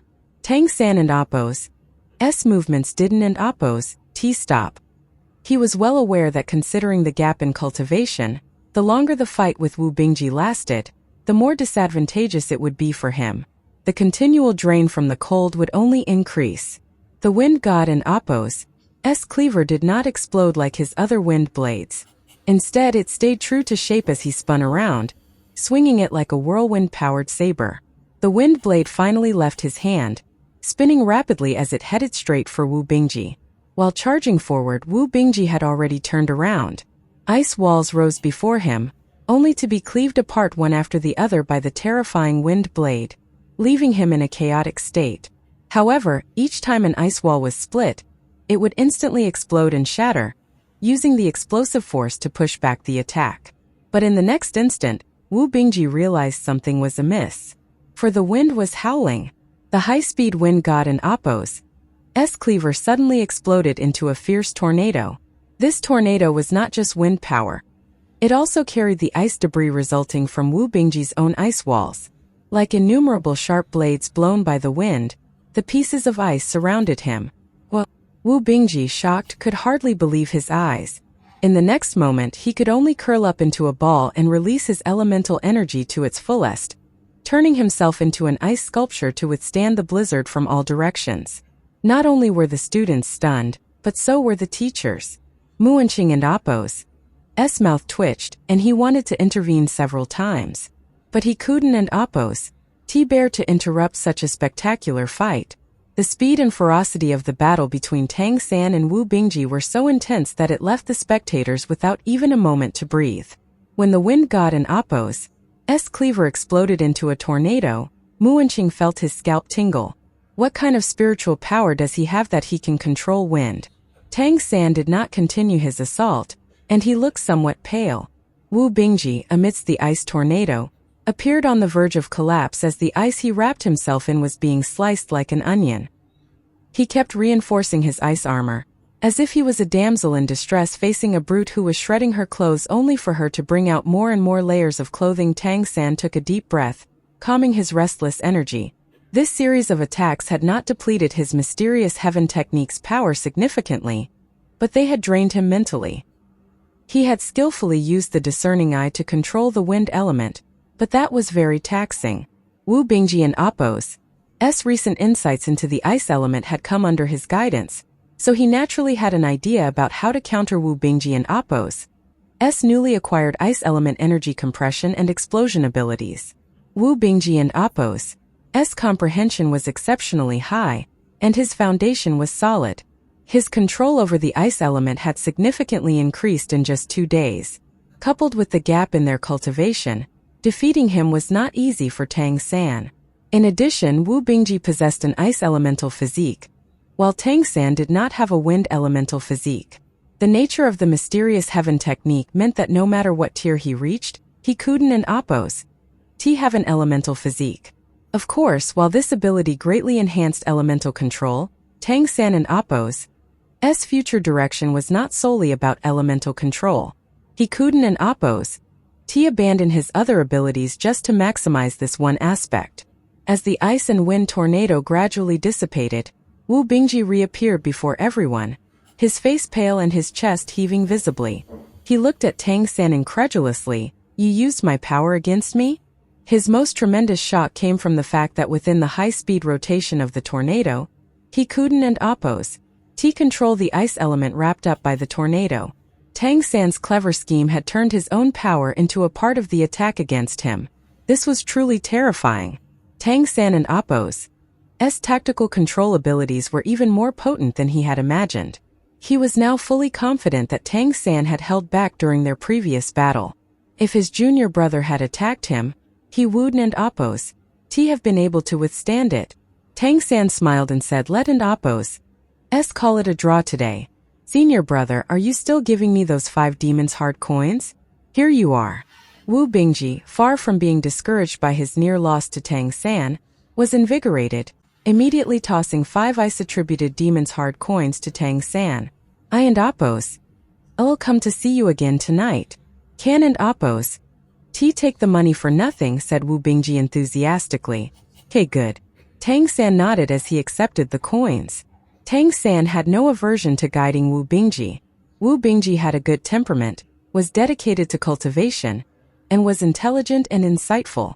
With the experience of 3 lifetimes among talented people, Tang San never hesitated to guide such people. Moreover, humans were too weak on the demon continent, and helping them become stronger was a good thing no matter how he looked at it. Only at this moment did the other students come to their senses. They looked at Tang San and then at Wu Bingji, their faces filled with disbelief. The day before yesterday, Tang San lost. Although he had shown great strength, he still lost. So how could it be a draw only 2 days later? And they could see clearly that today and Appo's eldest brother was stronger than the other day's eldest brother. But still it was only a draw. "Aren't and Appo's you all humbled? Have you seen what true combat is? That instant burst and using the opponent and Appo's strength to boot is the ultimate application of one and Appo's abilities. This is a textbook example of fighting. This match was too splendid," said Mu Enqing as he applauded. 2 practical combat lessons in Tang San had brought him surprises both times, each more impressive than the last. How to comment on this fight? He didn't and Appo's know. He couldn't and Appo's find any flaws or know what advice to give. Wu Bingji and Appo's progress was apparent, especially in making his solid ice walls explode and shatter, and his integration of offense and defense showed great potential. As for the compression of ice elemental energy, Mu Enqing had never seen him do anything like that. Such progress in just 2 days was certainly related to the previous battle, and it seemed to result from consulting with Tang San. This was even more impressive. This Tang San really? Looking at him with new eyes didn't and Appo's seem enough. He was a freak or rarity. Could a 9-year-old child achieve this? He found it hard to believe. "Teacher, I want to challenge Tang San," blurted Guli. "Chrono Crocodile, Chrono Croc transformation. A 2nd-tier bloodline." Among all the students, Tang San valued his bloodline power the most. Guli and Appo's eyes were blazing as he looked at Tang San.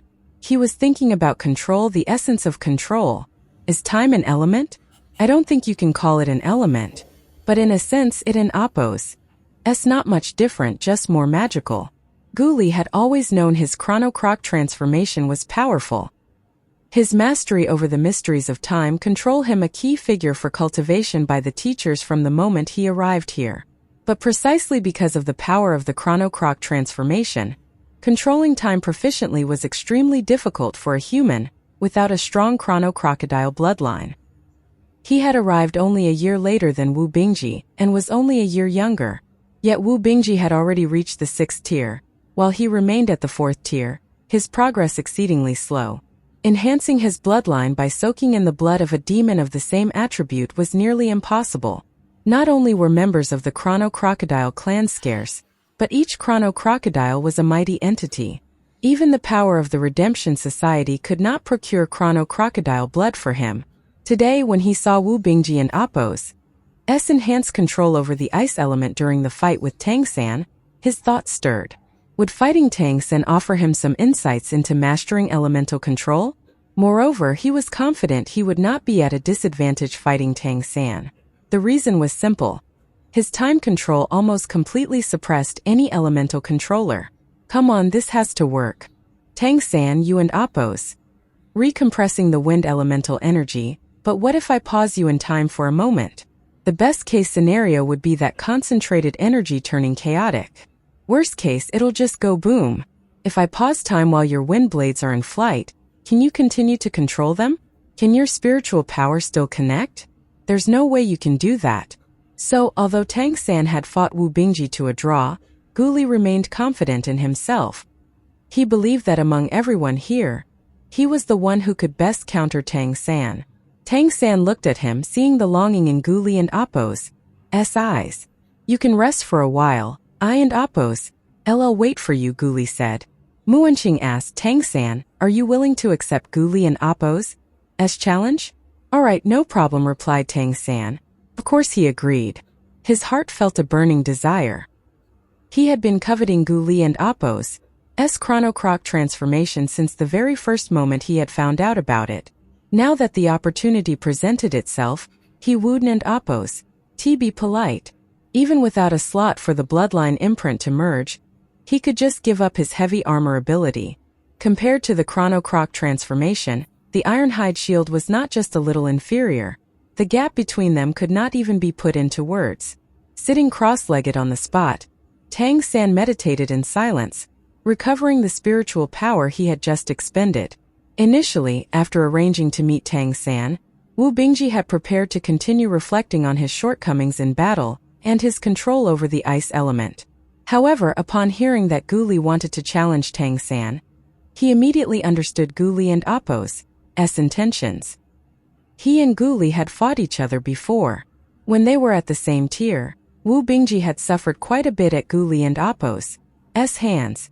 But once he acquired his ice element physique, Guli never stood a chance again. Guli and Appo's attacks couldn't and Appo's break through his ice element physique. While Guli and Appo's time control could indeed render his ice elemental attacks chaotic and uncontrollable, the cold nature of the ice element meant that in a prolonged battle, once Guli and Appo's time control was exhausted, he would eventually be frozen solid by Wu Bingji. So what about Tang San? The wind element is much more active than the ice element, and even more challenging to control. The better Tang San controls it, the more troublesome it will be if it's disrupted. There and Appo's no doubt that Guli and Appo's abilities are a counter to his. So how will Tang San face Guli? And how will he maintain control over the wind element? Instantly, Wu Bingji and Appo's interest significantly increased, and without further thought, he quietly waited along with everyone else. Tang San had already become the center of attention among the students in just 2 practical combat classes. Muanqing called the other teachers over and recounted Tang San and Appo's performance to them. When they heard his story, Mu Yunyu was visibly surprised, while Guan Longjiang called Wu Bingji aside to inquire about the details. Si Ru appeared the calmest, but his gaze never left Tang San. The students and even these teachers were eager to see how Tang San would face Guli and Appo's chronocroc transformation. After resting for about 15 minutes, Tang San stood up again, his eyes regaining their sparkle. Wu Bingji and Appo's mouth twitched when he saw this. In all fairness, he hadn't and Appo's meditated, but he was still far from fully recovering, so how had Tang San gotten himself together so fast? Hey, what in Appo's the deal with you? You and Appo's recovered in just 15 minutes? One of the best features of Tang San and Appo's mysterious heaven technique was the endless vitality it generated, and the battle with Wu Bingji hadn't depleted much of his physical energy anyway. Moreover, his discerning eye offered him strong spiritual recovery. Naturally, he didn't and Appo's need much time. Senior brother Guli, we can start now. Under the watchful eyes of the 4 teachers and 14 other students, Tang San and Guli stood 20 meters apart. Ready. Muanqing still served as the referee. Lights began to ascend from both of them, and Guli and Appo's eyes instantly took on a somewhat ethereal quality. Looking into his eyes, Tang San felt he could see both the future and the past. This chronocroc transformation is interesting. Guli and Appo's body began to transform. In addition to the time manipulation ability, the chronocroc transformation granted him substantial defenses as well. After all, crocodiles were armored creatures. Naturally, a green light emanated from Tang San and Appo's body. Stimulated by the Wind Wolf bloodline imprint, his body was enveloped in swirling green light. Begin. With Muanqing and Appo's command, this unique battle commenced. Without any hesitation, Tang San flicked his hands, sending 2 wind blades flying straight at Guli. Guli charged toward him with large strides, and as a light flashed in his eyes, the time flowing around them momentarily distorted. In that instant, Tang San felt like everything had frozen. A complete suspension of time and space. The wind blades in the air halted, as did he. Even his breathing and blood flow ceased momentarily. His heart skipped half a beat. Unaffected, Guli continued his strides toward Tang San. The next moment, Tang San returned to normal, but the 2 wind blades he had thrown were now erratic, veering off their intended path. At that moment, Tang San released 2 more wind blades from his hands while tapping the ground with the tip of his foot, shifting directions and flying backward instead. By then, Guli had already charged a few meters forward, confident that the initial wind blades no longer threatened him. He prepared to charge a few more meters to gain control.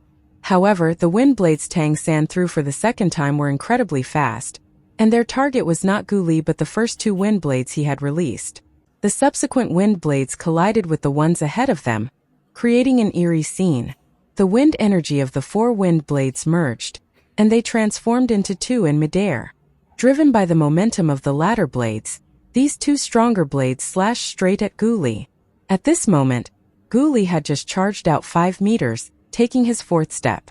Caught by surprise, he had no choice but to use the time control of chronocroc transformation again, forcibly bringing everything around him to a standstill. Meanwhile, Tang San, supported by the wind, had already flown backward a few meters, widening the initially closed gap.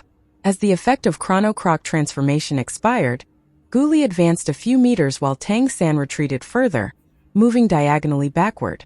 At the same time, 2 more wind blades flew out. The 2 wind blades, formed from the previous 4, were about to explode, but in an instant they were caught up by the 2 later ones, stabilizing again. Their power increased even more, and they still pursued Guli. This control left Wu Bingji, who was watching, dumbfounded. His mind was filled with only one thought. How is this possible? But it really is possible. These past few days, he had thought that he had discovered the essence of element control, and he had a good direction to move forward. But seeing Tang San manipulating wind in such a ridiculous way, he realized that what he thought he knew was just the tip of the iceberg. Guli was also startled as the twice-impacted wind blades were now closer to him. Although he had great confidence in his defense, he had witnessed Tang San slicing through 9 ice shields with the wind god and Appo's cleaver. He dared not directly confront such a mighty technique. All the students of the Redemption Society had a completely different understanding of Tang San and Appo's wind blades compared to ordinary ones. Guli was forced to activate the chronocroc transformation again, causing time to pause. Tang San and his wind blades froze in place. Guli and Appo's S large tail whipped fiercely on the ground, propelling him forward at an accelerated pace. The moment the time freeze was lifted, just as Tang San was about to retreat and release more wind blades, the void-like shimmer in Guli and Appo's eyes flickered again, deploying another time freeze. He didn't and Appo's give Tang San another chance to release and merge wind blades in the void.